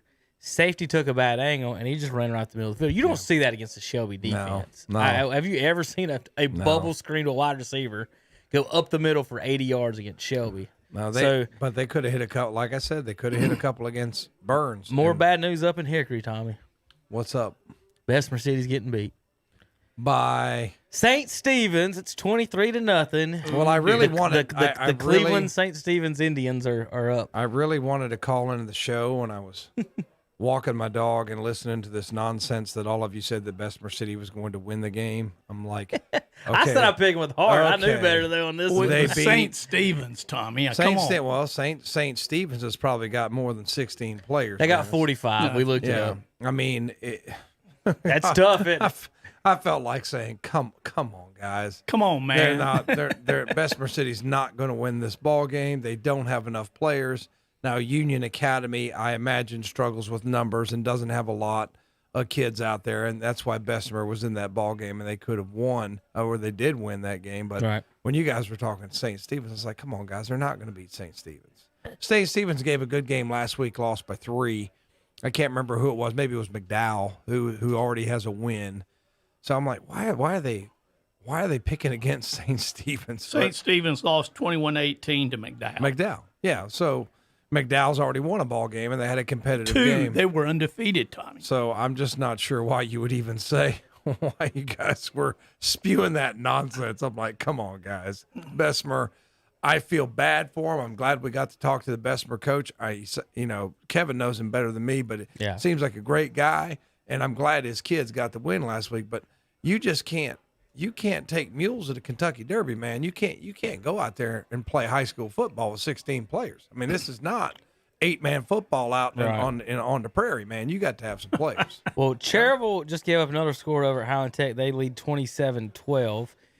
Bessemer City down 23-0 up at St. Stephen's. Shelby trails Chase 27-14. Bulldogs 35-0 over East Rutherford. Somebody call 911 and have them go over there to the press box. Steve Degree is going to have a heart attack here in a minute. Well, you might be serious. Crest up 35-0 at halftime. Bandy's 24-0 at halftime. We got some blowouts and shutouts across the board in some of these games. Bandy's just taking it to the Wolves here in the first half. So good night for them. It seems like, Dennis, I had one or two more to give you for halftime. Oh, Kings Mountain 21-0 over Huss at halftime. And then the East Lincoln game halftime 26-15 East over North. And Andre's rounding up some halftime scores. 26-15. Yep. And we said that game was just going to be really, really tight. Mm-hmm. And the one, Tom, we thought that won that game would be conference champion. Well, Dennis, you had 24-13, so if the game ended right now, it'd be 26-15. You'd be all over that one. So they're trending more towards yours. None of us did too well in the Chase Shelby predictions so far. Yeah, but Dennis got the most points for Chase, so you've got the edge on that one. You've got him for 21. But I had Shelby with 58. I thought it was going to be low scoring, Tommy. After seeing you guys last week, Chase and Burns, I was like, well, Shelby's offense isn't as good as it used to be. Chase has got a good defense, but Chase didn't score a point. They moved the ball though on Burns, so I went 28-6 was my prediction. They moved the ball. Yeah. So it does not surprise me that Chase was able to move the ball, but they were, when I was first listening to that first drive, I was like, okay, the Chase is doing what they did against Burns. They move it well between the 20s. They get in the red zone. They fizzle out. That's what happened at the end of the half. Well, I'd heard first drive, they took it 88 yards and scored. What I'd heard, Tom, the weak part of Shelby's defense this year is the defensive backs. So, but it's not. If you're listening to that game, it's the interior defense. I mean, they say they're in a 3-4, so you got 3 down linemen, 4 linebackers, Right. 4 DBs. They're not really. I mean, they hit the one screen pass, but Hampton on a lot of keepers and just some just interior runs down. It's just pounding them. So that's generally something you don't do against Shelby. Now, they made a few plays where, not everything was, but there was a lot of chunk run plays. So I'm not. So are they missing Hollifield that much? Yeah, they must be. And I'd have to see, it helps to see the game. Like, what's really going on? Are they just not getting any penetration on finishing, or what are the linebackers doing? Are they just getting blown up? What's going on? Because you would figure those linebackers in the middle are going to start creeping up on that interior run and shut that down. But that's not what was happening. So I really would like to see what's going on in that game. But I just had to be honest, guys. I just refuse to watch a certain broadcast and certain broadcaster for reasons I won't go into. I can relate to that. Chase Shelby. I'm going to find the let me get that touchdown for you. And while Kings Mountain is ahead, their broadcast a while ago was a black screen. Oh, well. Most of the game. Really? Yeah. Man, I hate that. That's just terrible. I hate that. That's just terrible. That's just, that's a shame. They did have a homecoming. I got to see the homecoming at halftime. There's a certain person you could probably go over there who has a lot of influence, and maybe he can get it straightened out for you. Didn't he used to be at Burns? 7. No. Yeah, he coached at Burns. Tom, I'm going to find that. I think this is it. All right, so let's do some highlights here. You guys hadn't seen some of the highlights. You wanted to see what's going on at Chase and Shelby. Here is some highlights. You're watching the Red Zone channel. This is what we came for. This is Chase going up 14-7. This is the play I was talking about, Tommy. So this is the bubble screen, and this usually doesn't happen to a Shelby defense. So it's going to be a few seconds before they decide to hike this. But so he's going to throw it to the left. The 2 receivers go out. Watch the middle linebacker there about the 35. So now the wide receiver there on the left has it in the bubble screen. 2 wide receivers blocking the DBs. You've got 1-and-1 on your linebacker. Then the safety is at the 38 coming up hard. Safety takes a bad angle, and this middle linebacker gets a big stiff arm from this wide receiver to watch the rest of this play. Get off me. Break a tackle, run into each other. Good block, and he's out. So I mean, and that's what me and Shannon was talking about. How often do you see a bubble screen against Shelby end up scoring between the hash marks? She's straight up the middle like that. Just any bubble screen, most of them just bounce to the outside, and this one come up the middle. That's the kid going to Coastal, right? I'm not sure if that's who scored. Steve didn't put the name on the touchdown, so I'm not 100% sure to answer that, Tom. I'm almost sure because I heard that play. I heard Brent Pasco describe it. Okay. Actually, I'm getting ready to go in there and listen to a little bit more. But yeah, I want to say that's the kid going to Coastal Carolina, and that's basically get your guy in space and let him make a play. And sometimes you just can't coach that. You just tell him, look, man, we're going to put you in a situation where you could succeed, and that's what they did. This is Chase, short little run going up 27-14 at halftime. Now, let me get to some of the other highlights we haven't done. How about Cherville's Cooper Sloan goes up 27-6 over at Highland Tech. Little handoff, little wing T action on the end around there, and he takes it for the score left side. For you folks watching at home, comes from the right side of the formation to score up the middle, left side tackle, touchdown. I'm glad Coach Pruitt's having some success tonight. He calls in every Saturday morning. We appreciate him. This is Sweezy to Silas Tate up at Burns, 7-yard touchdown pass. Sweezy under center. Now that's kind of not normal, right? No, they did that a couple years ago. They did that. Yeah. So it's just a little wrinkle, and I talked to the offensive coordinator about it. I said, why are you doing that? He says, this is something else we wanted to add, but when Coach Beaver first got there that first year, they didn't really have time to work on that stuff. And then as the year went on and as the seasons go on, he wants to put in a little bit of him up under center. So that a couple years ago, that worked later in the season, a power run game. So Shannon, as you see Silas Tate there hold the ball up, he had to dive on the ground to catch it. Shannon and I were talking earlier, just thinking about last year's North Lincoln game and watching Cameron play as he's a tall, just the way he runs, he just glides. He reminds me a lot. I know not, of course, he's not that type of player. Vince Young type of a player, tall quarterback that he just kind of glides around. That was a good pass right there for the touchdown to find South State. Yeah, I'm glad he's finding his touch because it's taken a little bit of time, and these kids haven't played in a long time, so. And plus, their summer programs and things like that pretty much got wiped out. And with the kids in school 2 days a week, I mean, this has just been a you-know-what show for a lot of things. So here's St. Stephen's going up 23-0 on the Yellow Jackets. Just left tackle, big hole, safety doesn't come over. You can't push somebody and hope they knock them down and tackle them there. I'm just telling you, man. Jones. All three of our expert panel picked a team with 16 players to beat St. Stephen's. How about Jones here with a touchdown for Highland Tech, cuts the Cherville lead 27-14. How about this camera angle, Tom? I mean, we're right on the field. It's almost like he's on one of those broadcast trucks. It is. A little floating around, but Caleb Johnson with a great camera angle on this one. Handoff up the middle, untouched. 42 on the score. So what's the score? 26-14? 27-12 right now. Cherville over Highland Tech here on the KTC Redzone show. Andre's tweeted some scores. We'll say those in a minute. Let's get some more scores. North Lincoln scores. 45-yard pass, Dennis. Let's check it out. North Lincoln don't pass much. Shotgun. Just going deep, straight up, man-to-man. He just straight beat him, didn't he? No safety help on that one now, Dennis. As you can see, are those safeties there in the middle of the field? It looks like a 4-3. Got two deep. Yeah. Oh, there's the safety over hanging out with the referee. So when that pass was let go, he was 30 yards away. I don't know what coverage they're in, but I'm guessing it wasn't that wasn't the one the coach wanted. I think it's what you call naked coverage. Yeah, it's not. That guy's wide open. That's the coverage we're taking on that one. Chase and Shelby and Chase 27-21. Shelby scores, and this looks like a very short play. I don't got any details on it. 2-yard run, maybe, Dennis. What do you think? Can't really see much inside the 5 there.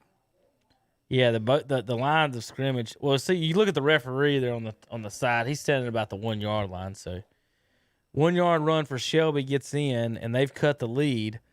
A lot of nerves right now, Dennis, over in Cleveland County. What's going on? What do you think's going on over there, Dennis? Nerve-wise.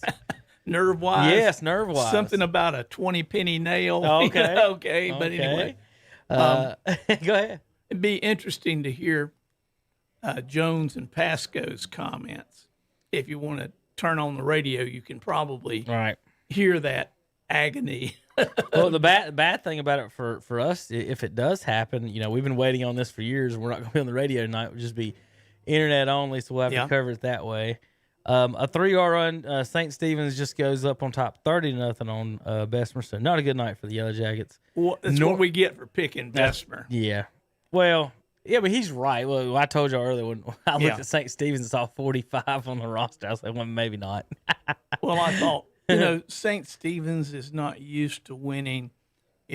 Bessemer's got a chip on their shoulder. I was wrong, Tom. I was wrong. So this is West Lincoln scoring to take their first lead of the game on the North Lincoln Knights. Another pass. They've thrown 2 touchdowns tonight. Not really. West Lincoln is not known for their scoring passing. Is that West Lincoln or East Lincoln? That's West at Newton Conover against Newton Conover. Okay, and we picked West Lincoln. So did you? I think that was your pick, wasn't it? I picked West Lincoln. Okay. I wanted to make Terry Reinhardt happy. So the Rebels score. Rebels there in the red and gray. Newton Conover in the all white with red helmets. Touchdown. Yep. That was. Let's see if he got his name. 2-point conversion. It is now 14-13. West Lincoln over Newton Conover. All right, folks. We're going to take a break as far as from the studio. Let me read you the scores, halftime scores, real quick. Pull these up. You folks can watch. Thomas Jefferson 13-6 over Mountain Island. Newton Conover 13-6. West Lincoln. However, West Lincoln just scored to make it 14-13. Burns 35-0 over East Rutherford. Watauga 15-6 over Hickory. North Lincoln just cut the lead 26-23 at East. Shelby just cut the lead 27-21 against Chase. Bandy still 24-0 over Lincoln. And Bessemer City trails now 30-0. Highbright 21-0 over North Rowan. South Point 28-17 against Kramer. Okay. To give you kind of that's actually that's a non-conference game actually. Yeah, but it will be conference next year. Right. All right, Dennis, let's go back to the radio. Let's send it over to Cherryville for Tim and Danny. They should be ending their game first tonight. So we're going to go over to Cherryville for just a little bit. Okay. As we check in the other games, Dennis and I are going to walk around and watch some football and listen to football on KTC.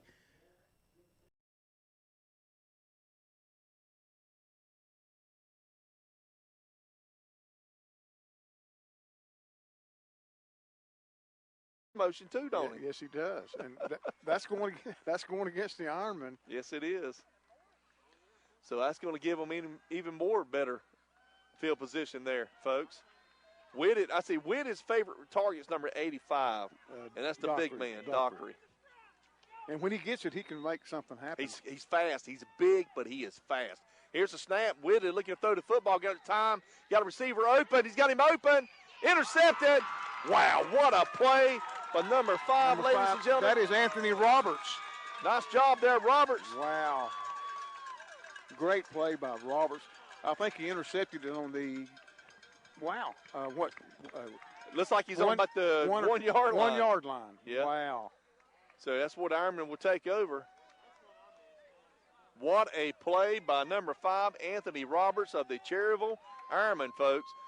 And he jumped up there really high to catch that ball. And maybe a play of the game, possibly. You're right, Danny. Yeah.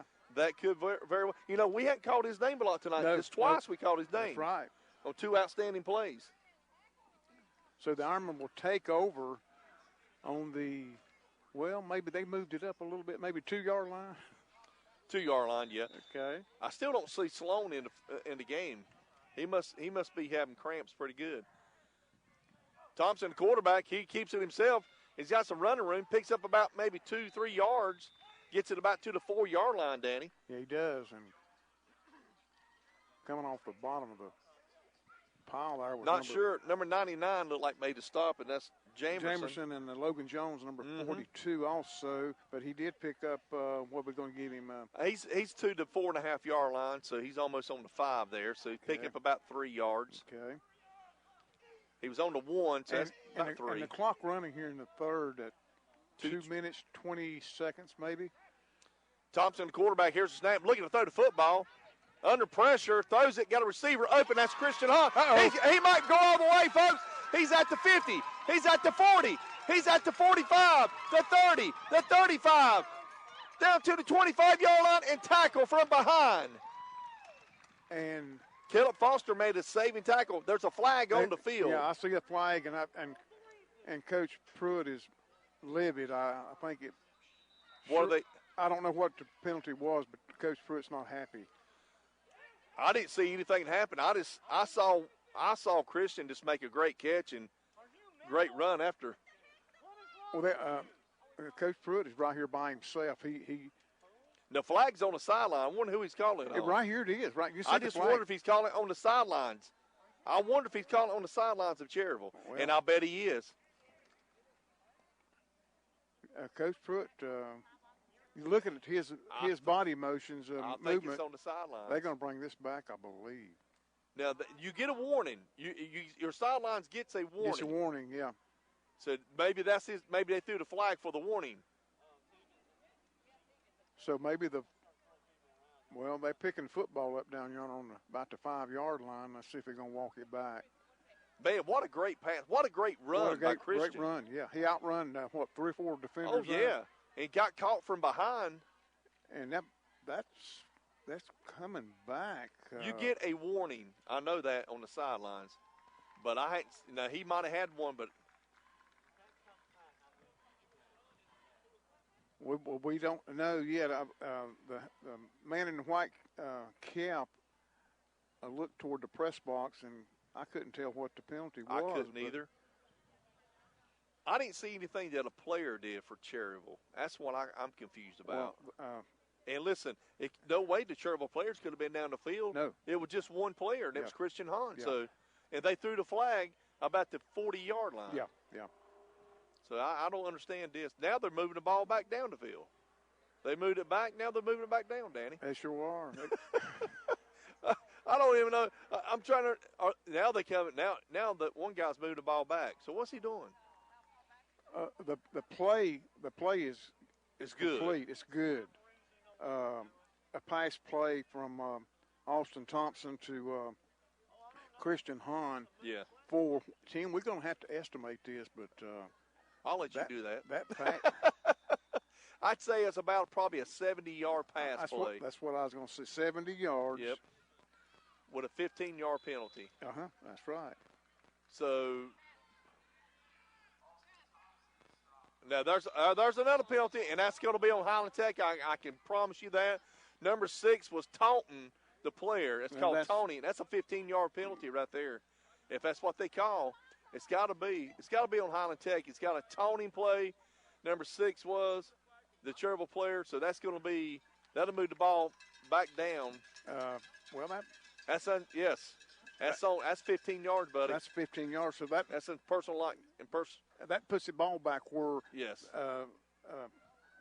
Christian was tackled. Yes. So that's going to put him back probably about the 10 or 11-yard line.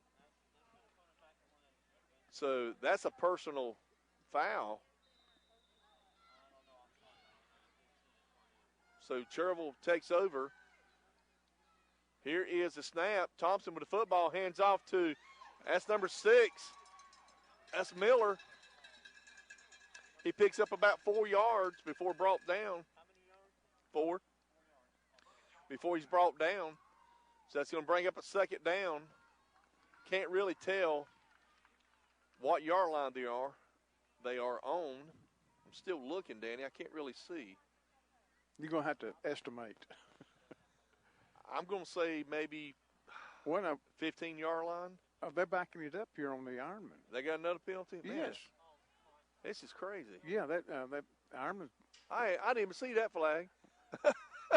I don't know who threw that flag. That's a 10-yard penalty. So that's going to be still first down and long for the Ironman. Now listen to this: 12 penalties, 115 yards on the Cherville Ironman. 4 penalties and 40 yards on the Rams. Here's a snap. Here's a handoff to Miller. Miller with football breaks through the line of scrimmage, picks up about 5-6 yards. I give him 5 yards on that. 5 yards and tackle by number 42, Logan Jones. You know, they're throwing so many flags, I can't even see them on the field. They've thrown 16 flags, and the game's not over. What we in 45 seconds in the third quarter. The Ironman up 27-12 here at Highland Tech High School on a nice summer evening. Here's the snap. Thompson with football, hands off to Miller again. Miller got some running room, folks. He's going to be. He might score. Miller's going to score a touchdown for the Ironman. Touchdown, Cherville Ironman. Chase Miller right there for you, folks. Outstanding run. He broke 2 tackles, and then he got in the clear, and it was all Miller. That's what you call Miller time. Miller. Yeah, I was getting ready to say. I didn't want Judy to hear me. That was Miller time. But I can't tell, Tim. It's another estimate on the. I'd say about 14-yard touchdown run. 14 yards. Chase Miller with 5 carries, 15 yards, and I believe it's going to be Eli Moss. Moss back to attempt the point after. Got a big man coming in to the line of scrimmage, so they're going to hold him up, and he gets down. Here's the snap down, kick is up, and kick is no good. Wide left. So that's going to bring the score to Mr. Sparky Scoreboard, 33-12, folks, right here at Highland Tech. Ironman on top of the Rams. Get it covered with a new roof or repair from Creason Roofing and Repair in Cherryville. Creason Roofing and Repair features a lifetime warranty, plus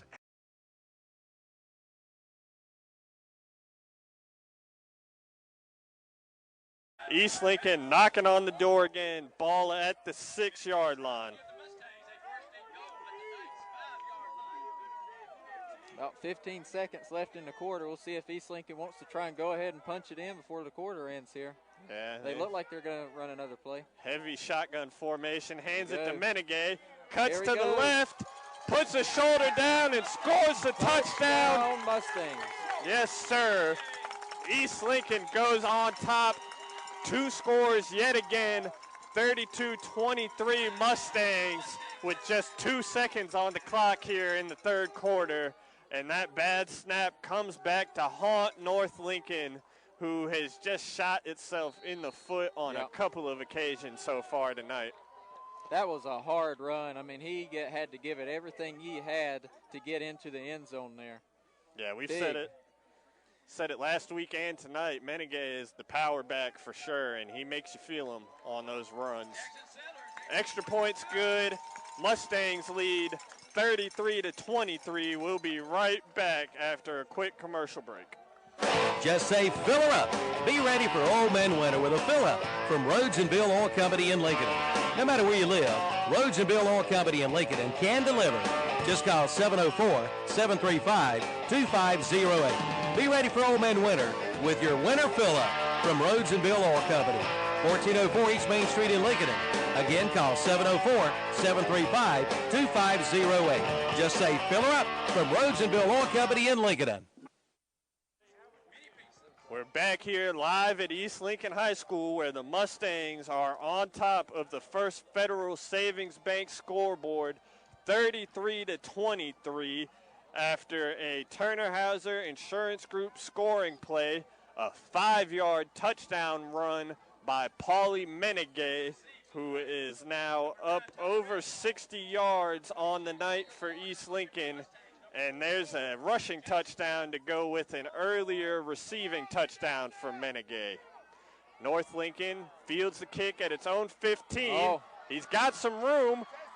All the way down to Rathbone. the 50. Let's see if this one stands. Yeah, Rathbone takes it down to the 50.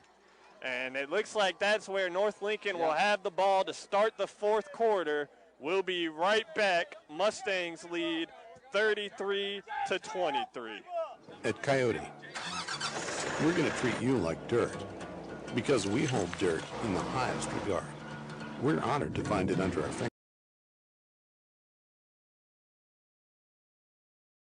Line here. Again, Phillips changes sides in the backfield. And play action again. Now pump fake, and they're going up top, down the sidelines. They've got Luke Williams. Touchdown. Touchdown, Shelby. Nice pass from 31 Jay yards. Hewitt to Luke Williams. And Shelby back within 7. 31-yard pass. And that was, Williams. he had 2 receivers out there in that pattern. And so for a minute there, I just didn't know which one it was going to. But Williams catches it for the touchdown with about 3:10 to go. Berkowitz on to attempt the point after. Snap back, hold down, kick. Blocked.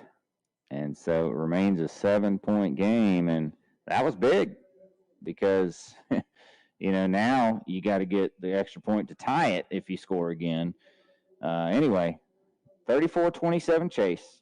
We'll be back after this. Shop in Kings Mountain. Generation family-owned, 131-year-old business that has consistent.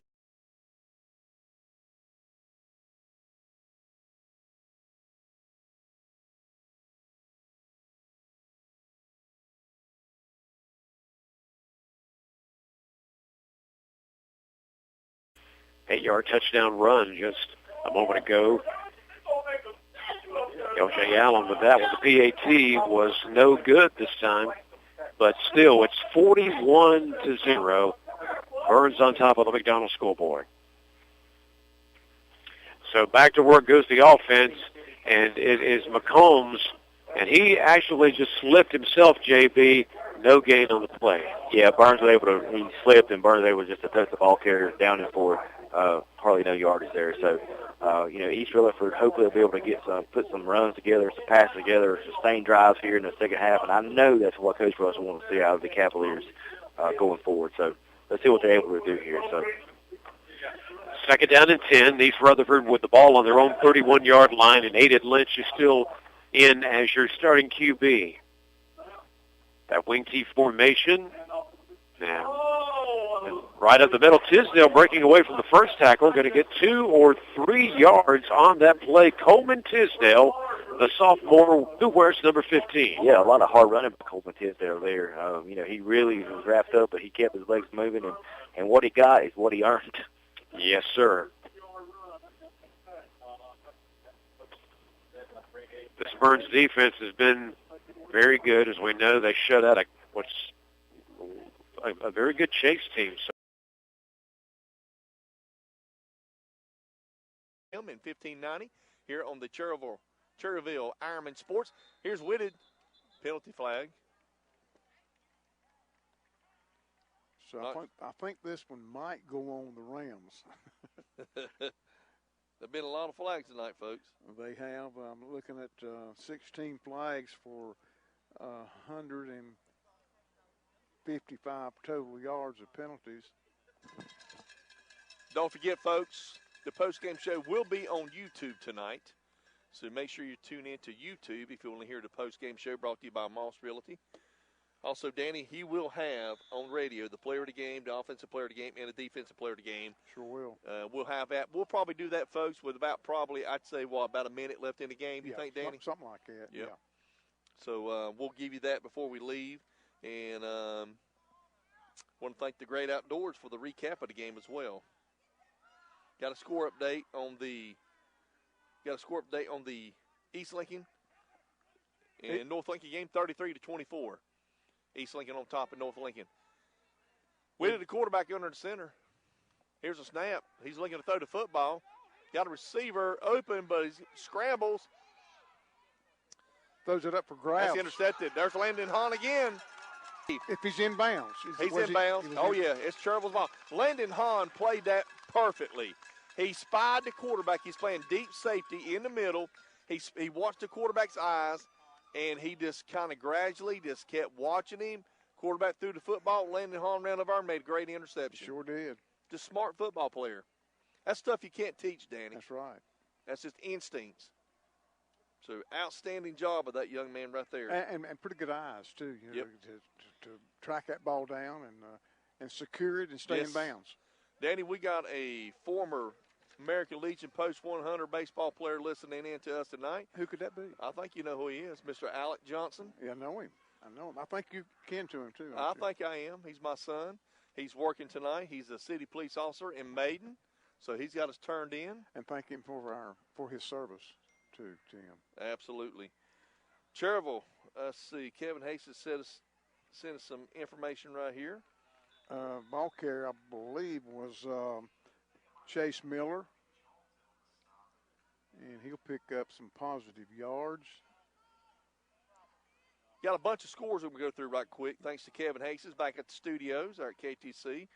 Cherville 33-12 here tonight over Highland Tech on this Mr. Sparky scoreboard. Chase 34, Shelby 27. That's coming back. Bandy's 31 over Lincoln 0. How about that? Wow. East Lincoln 33, North Lincoln 23. That's a good one there. Kenny Link's giving us an update on that one. Kenny's busy tonight. Yes, he is. St. Stephen's 30, Vesper City nothing.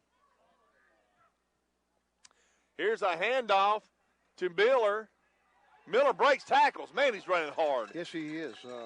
Chase should pick up the first down, barring a penalty, and they are.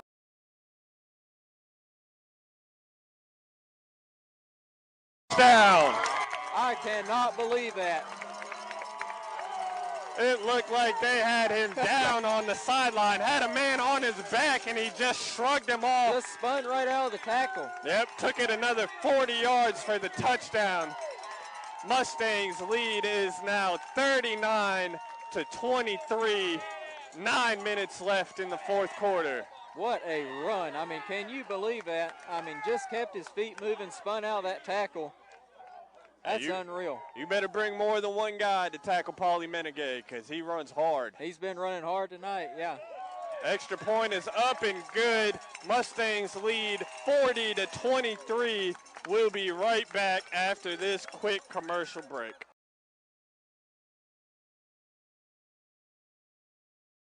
mean, you can't really fault a young man like that running hard like that, trying to break tackles, and he did break about 3 or 4 tackles. He sure did.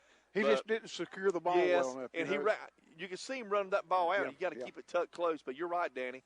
But and I'm sure Coach Pruitt's going to pull him to the side and say, "Look, son, heck of a run, but you got to secure it." Yeah, absolutely, Danny. You got to get some glue around it. You know? Yeah, yeah. And you can tell by the young man he's highly upset. Chase Miller is, but hey, listen, and he'll learn by that. He will absolutely. So 8:35 left in the fourth quarter. Ironman up 33-12 here at Highland Tech High School on a beautiful night. A little cloudy, but a little windy, but the winds died down, and Ironman playing the timeout Rams.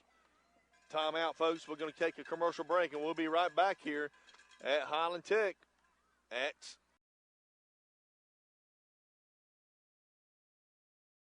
defense. The defender fell down. Touchdown, Hamilton. 37, 8 yards, I believe. 38 yards. You're right. Jakeith Hamilton, his first touchdown on the varsity, and it's a big one. And he's got 4 catches on the night now. And Jack Berkowitz in for a really important point after. A huge point after. This could tie it up. Chase has gotten pressure off the left side 2 times in a row, and they blocked the last one. Now, penalty pre-snap. Are we going to get offside? It is. It's offsides Chase. No, here's a question. Do you go for 2 and try to get the lead? Do you take that big package and try to go for 2 and take the lead? And they are. Shelby's going to go for 2. And there goes DeMario Allen, Jaden Pierce, Santana Hopper onto the field. There goes Omar Phillips. And off comes Berkowitz. So that should tell you all you need to know. Shelby at the 1.5. Phillips takes it into the interior, and he's stuffed. No good. Chase holds, and Chase leads 34-33 on the Mr. Sparky scoreboard. That time, the Trojans with a huge play. They keep the lead. We'll be back. 30 seconds. Sisman Son Paint and Body Shop in Kings Mountain has been local family-owned business for over 21 years. Located at 2027 Shelby Road in Kings Mountain, they offer auto and truck body repair and painting, motorcycle refinishing, and dent removal. They're known for the quality of their work and their dedication to their customers. In their own words, we work for our customers, not for the insurance companies. We have your best interest in mind. Call 704-730-0050. Sisman Son Paint and Body Shop. They're there when you need them. At Coyote, we're going to treat you. And Conover leads West Lincoln 19-14. Burns up 41-0 on East Rutherford. And Kings Mountain up 26-0 on Hust.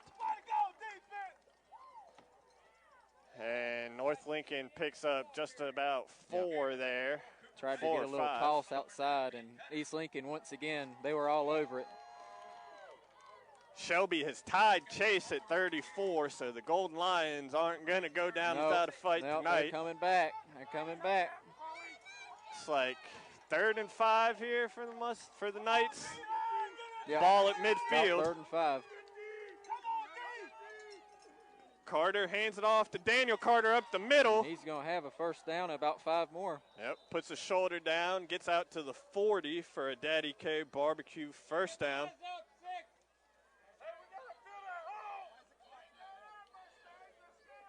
That clock continues to run. North Lincoln, you'd have to think at this point you got to be getting and moving a little bit quicker. Yeah, they're trying to get in and out of that huddle a little quicker. Still sticking with the run game, mixing in more passes than usual, though, down here by 17. Carter hands it up the middle. Rogers, with his best run of the night, picks up about 9 down to the 32, but the clock will keep ticking now, down to 7 minutes or so left to play in this one. Yeah, you'd have to think East Lincoln, like I said, this is the game right here. This drive is the game. If East Lincoln were to come up with a stop here, this one would just about be out of reach for North Lincoln. Now, if North Lincoln goes down there and scores, there's still a chance if they could get a stop or two. 2nd and short for the Knights at the 32. Carter fields the high snap, fakes the Keeps pitch. it himself. Carter picks up about 5. That's a Daddy K Barbecue first down at the East Lincoln 27.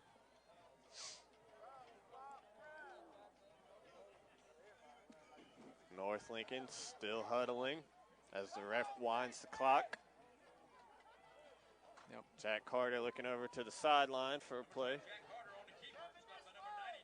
So the Shelby game is not tied. It's 34-33. Chase stopped the 2-point conversion. Wow.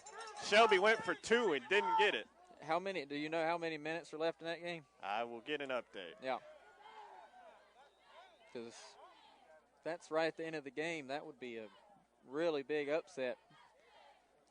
North Lincoln sticks with the ball on the ground, picks up about 5, gets it down to the 23.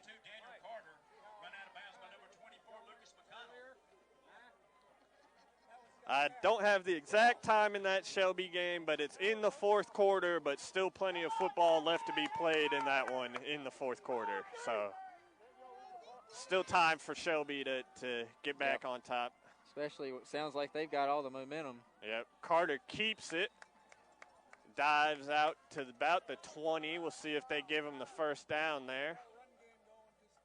Looks like they're right at it if they don't. Yeah, inside the 20 down to the 19. I think they're going to say 3rd and inches here. Yep, 3rd and inches for the Knights. About halfway through this 4th quarter. North Lincoln now inside the red zone. 3rd and short. Carter keeps it. He'll throw it over the middle. What? Oh, it's my incomplete. Goodness. Almost one-handed catch. That would have been awesome play. Yeah, over the middle between 2 defenders. He almost hauled it in. That was Daniel Carter, the intended receiver. He just can't hold on. Would have been a great catch if he could have. Well, now we'll have a 4th and inches here. Yeah. Definitely going for it. This is the game you'd have to think for North Lincoln. 4th and 1, ball on the 19-yard line. 5 minutes, 29 seconds left on the clock. Jack Carter will sneak it. Think he got about a yard. Should be enough for the Daddy K Barbecue first down.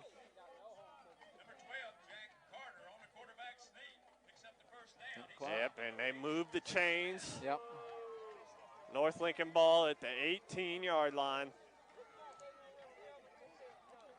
Trying to get this down to 2 scores. The clock will wind. Down to 5 minutes, 15 seconds left in the game now. Yeah, North Lincoln subbing in. Can't tell who that is.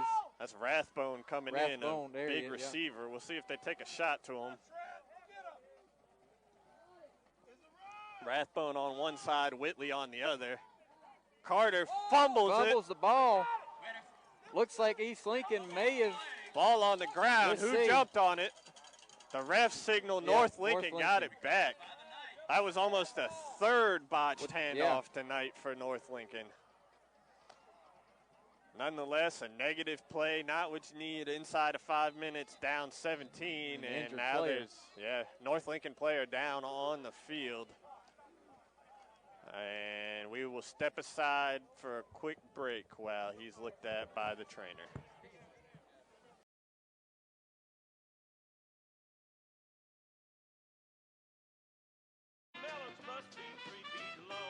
Your beans will look that good.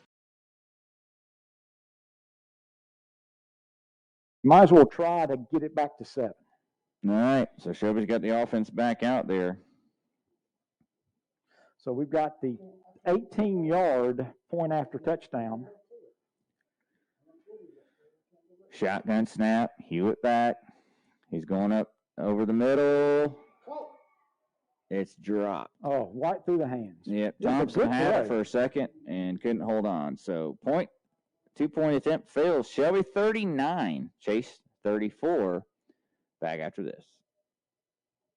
The J. Morgan Company is proud of our Cleveland County high schools, Burns, Crest, Kings Mountain, and Shelby, and wishes all our local high school athletes good luck. Whether it's basketball, football, or baseball, best wishes for a good season. Take the discipline, integrity, sportsmanship, and winning spirit you learn participating in your sport and use this to be successful and happy for the rest of your life. And fans, support these athletes by listening to the games on WOHS.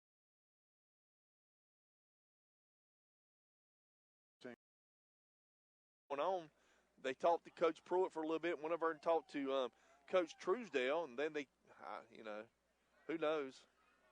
Starting quarterback, like Tim said, back in the game. He's in the shotgun. Got wide receivers to the left, two, one to the right.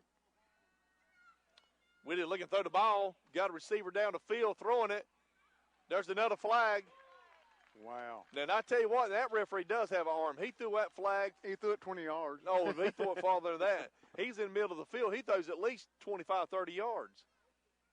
I mean, he slung that flag. Pass receiver, intended receiver was Smith from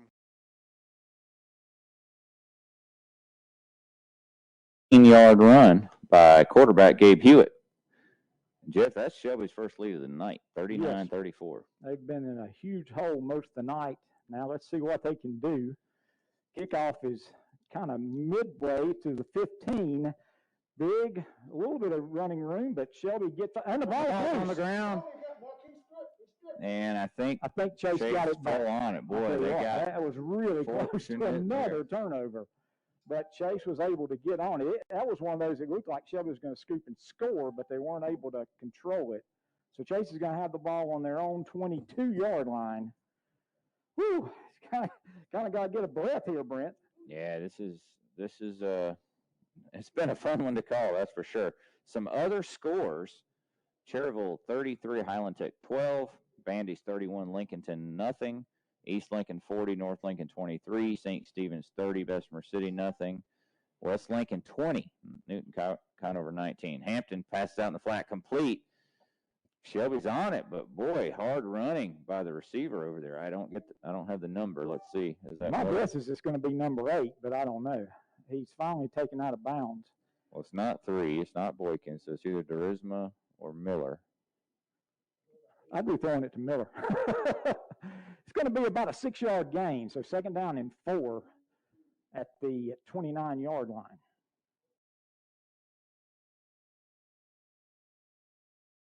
Yeah, how many double bogeys?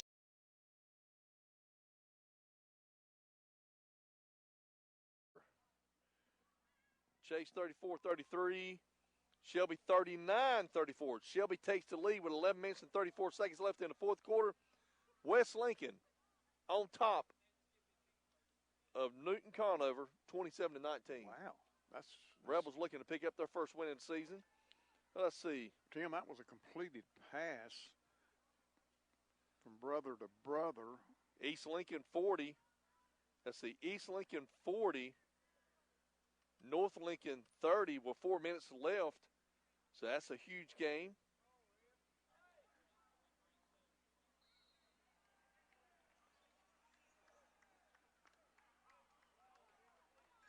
So, will they call penalty again?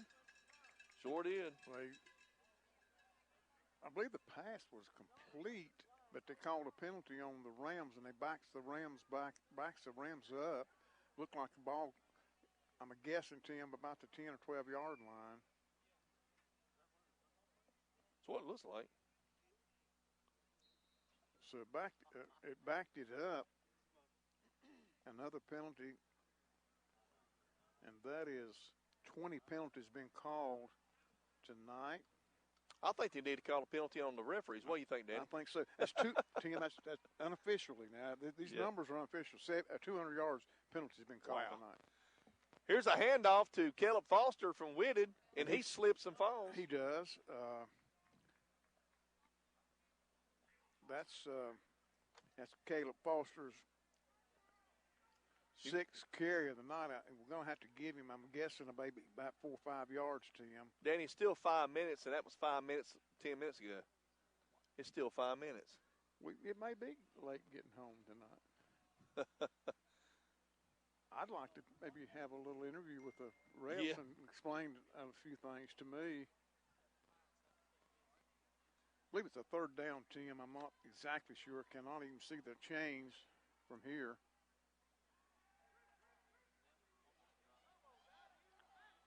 Quarterback has the ball, and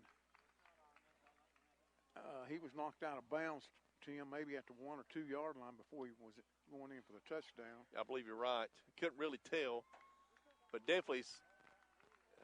Is that turnover of downs? I believe it is. That might have been 4th down, Tim. Yeah. So that defense will come in. So Cherville will take over on downs there.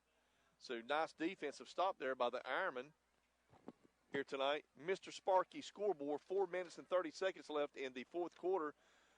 Ironman on top of the Rams, 33-12. Look like, Tim, they're going to spot the ball maybe on the somewhere between the end zone and the 5 yard line.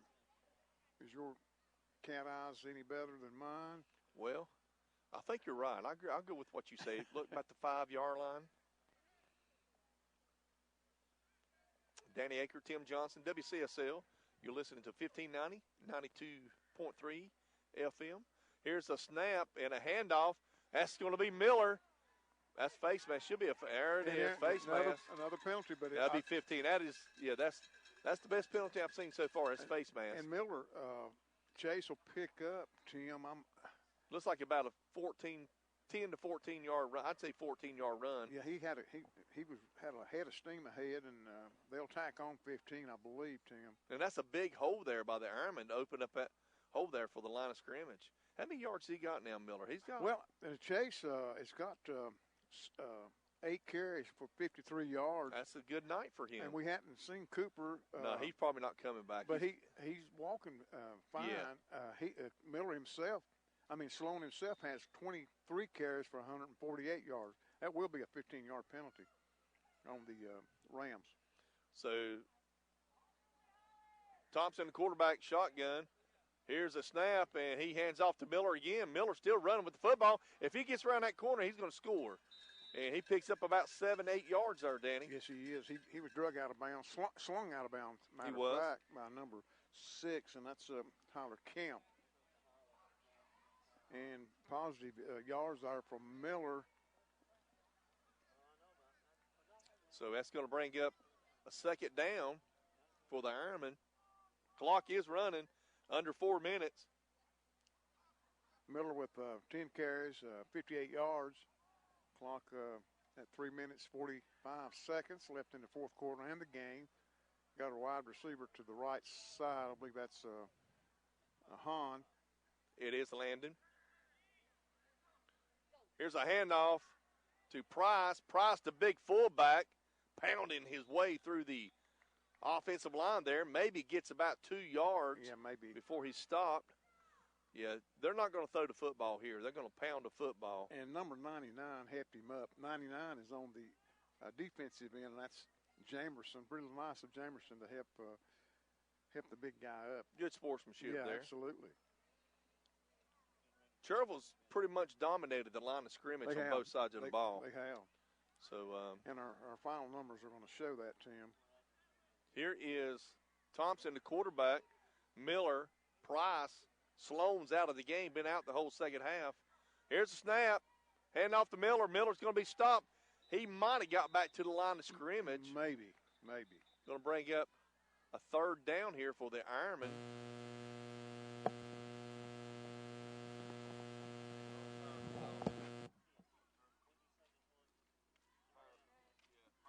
Okay. All righty, folks. Danny, did you hear that? I heard that, yeah. Yeah, I think it must have been a power surge or something other, or something clicked off and came back on. I guess we're still on air, folks. I have not. Let me see if we're still on. Let me call. All right, go ahead. Thompson behind center. There's a movement by the defensive line, number 75. That should be a 5-yard penalty. 5-yard penalty on the Rams. We'll wait and see for the call. So what? I think we got a defensive lineman that moved. It should be a 5. Are they going to mark it off against the Ironman? Yeah, of course. That is the 14th penalty on the Ironman for 135 yards, and the game's not over yet. Look like Coach Pruitt is put in some. He's bringing some players in. Yeah, we're under 2 minutes. Clock is running. Minute 43 seconds, 42, 41 seconds. So the clock is running, folks. And 33 to 12. 33 to 12. Ironman look like they're going to hold on and pick up their first.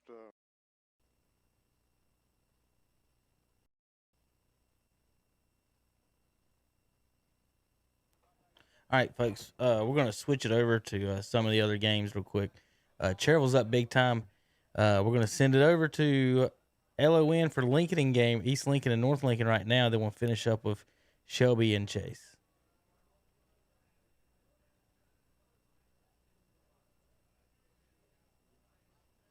Folks, you can also listen to any of these games if you go to ktcbroadcasting.com and click on the link at the top of the page to your favorite game. We talked about the game last year where North Lincoln went up 25-0 in the first quarter. That wasn't the case tonight. Yeah. And a big part of that was Mizell. Not only the 4 touchdowns, but Zero, Yep, there it is. 0 interceptions. Once again, I don't think he's thrown an interception all season yet. Oh, fumble East Lincoln. East Lincoln fumbles the snap. Mizell to Menegay just never got it in there. North Lincoln will have the ball back. We're not done here yet, folks. North Lincoln will take over, ball at its own 37, down 40-30, 2:35 left to play in this one. We'll see if North Lincoln can make this interesting with a big scoring play here. You'd have to score quick, and then you'd have to probably try for another onside kick and then get a really quick stop. Looked like they almost got that last onside. I know they did. So we'll see. Carter hands it off to Daniel Carter, and he goes nowhere. Second and long here. That's a loss of yardage for Daniel Carter on that one.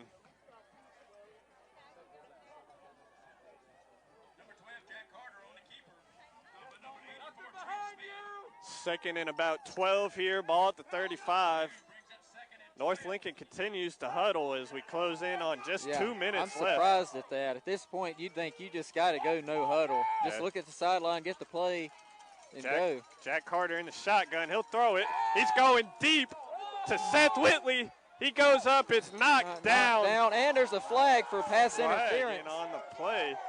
Whitley was in triple coverage. We'll see if one of the defenders interfered with him. I would say that was what it was. I mean, I don't know what, No official call yet. It's interference one way or the other. I would We'll say see who they give it to. Definitely probably on East Lincoln, looking at the way that play happened and unfolded. Yeah, we'll see North what the call Lincoln is. marching into East Lincoln territory. Pass interference. Yep. Yep. So that'll give North Lincoln the ball right at. Where is that going to be? Is that going to be it? It's a 15-yard penalty at this level, not a spot foul like the NFL. We'll see where they line up. They're going way back. Wow. I'm not exactly sure. They might be walking back just to mark it off. I don't know what's happening here. Yep, there they go. There, okay. They'll mark it off from the 35. That puts the ball right at midfield. Yep. Minute 54 on the clock now. See, North Lincoln's gonna have to keep passing here. Yeah, and you can't, if you're North Lincoln, you can't keep going in huddle. You got to, at this point, you got to go no huddle. Yep. First down, ball at midfield. North Lincoln trying to make something happen, down 10. Carter fakes the pitch. He looks deep. Rolls. Looking, throws it out of bounds. Yeah. Nothing there for Carter. North Lincoln with just one receiver deep on that route. They sent Tig Rathbone deep. and a couple underneath receivers, but it just wasn't there. Carter looked for Rathbone initially. East Lincoln did a good job covering it up. Yeah, I've noticed, all night long East Lincoln's been covering those plays along the outside. You've seen North Lincoln, they try to get that rollout, like bootleg type pass play, and most of the time, by the time the quarterback's rolling out, East Lincoln's all up in his face. Yep. When North Lincoln's had success passing the ball, it's been from the pocket. They haven't really had a ton of success trying to roll out. Carter drops back, goes deep, looking for Rathbone again. Markel Clark intercepted. Intercepted. Who's that on the interception? Wow. Preston Cox brings it in for East Lincoln, and that should end this one. Mark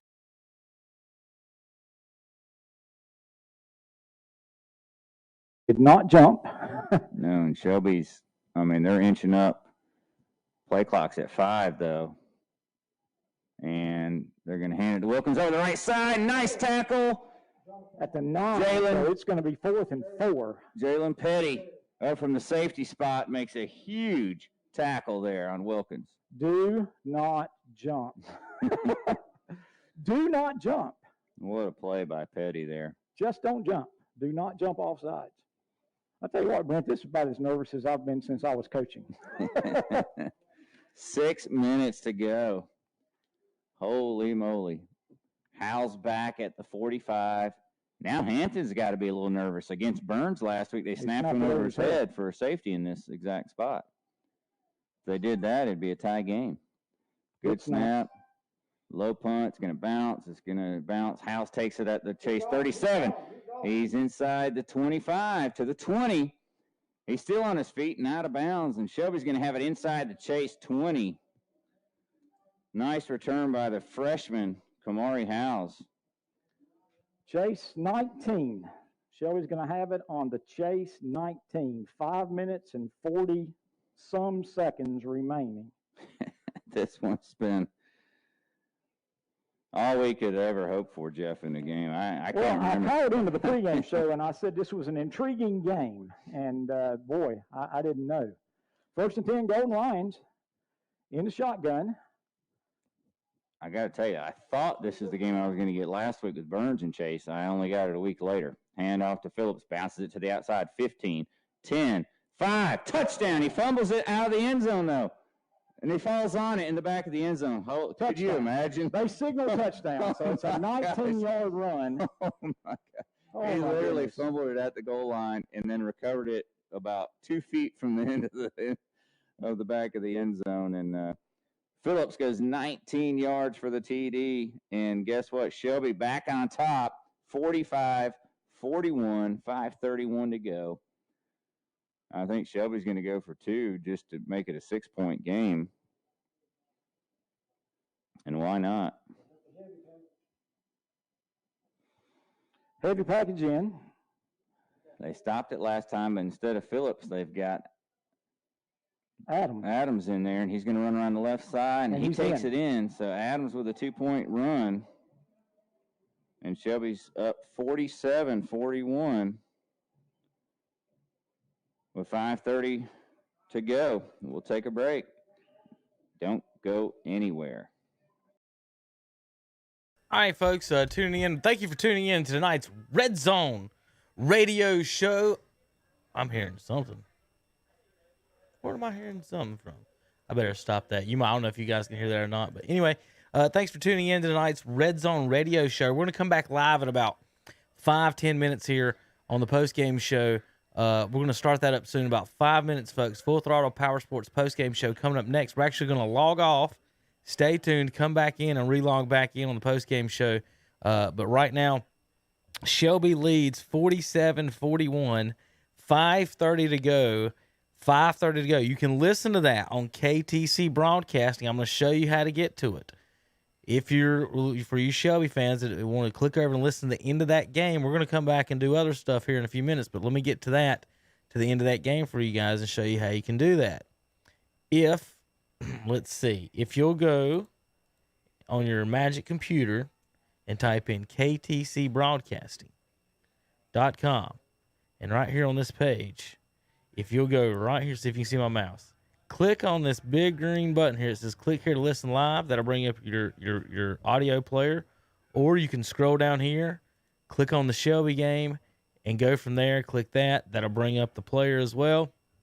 And there you go. You can listen to tonight's ball game. All right, folks, we're going to log off right here for just a few minutes. We'll be back for the post-game show. You've been watching What'sUpShopper.com Redzone Radio. Been a fun night so far on the Red Zone. We're going to have highlights and more coming up on the post-game show. Kevin Hastings on KTC Broadcasting.com.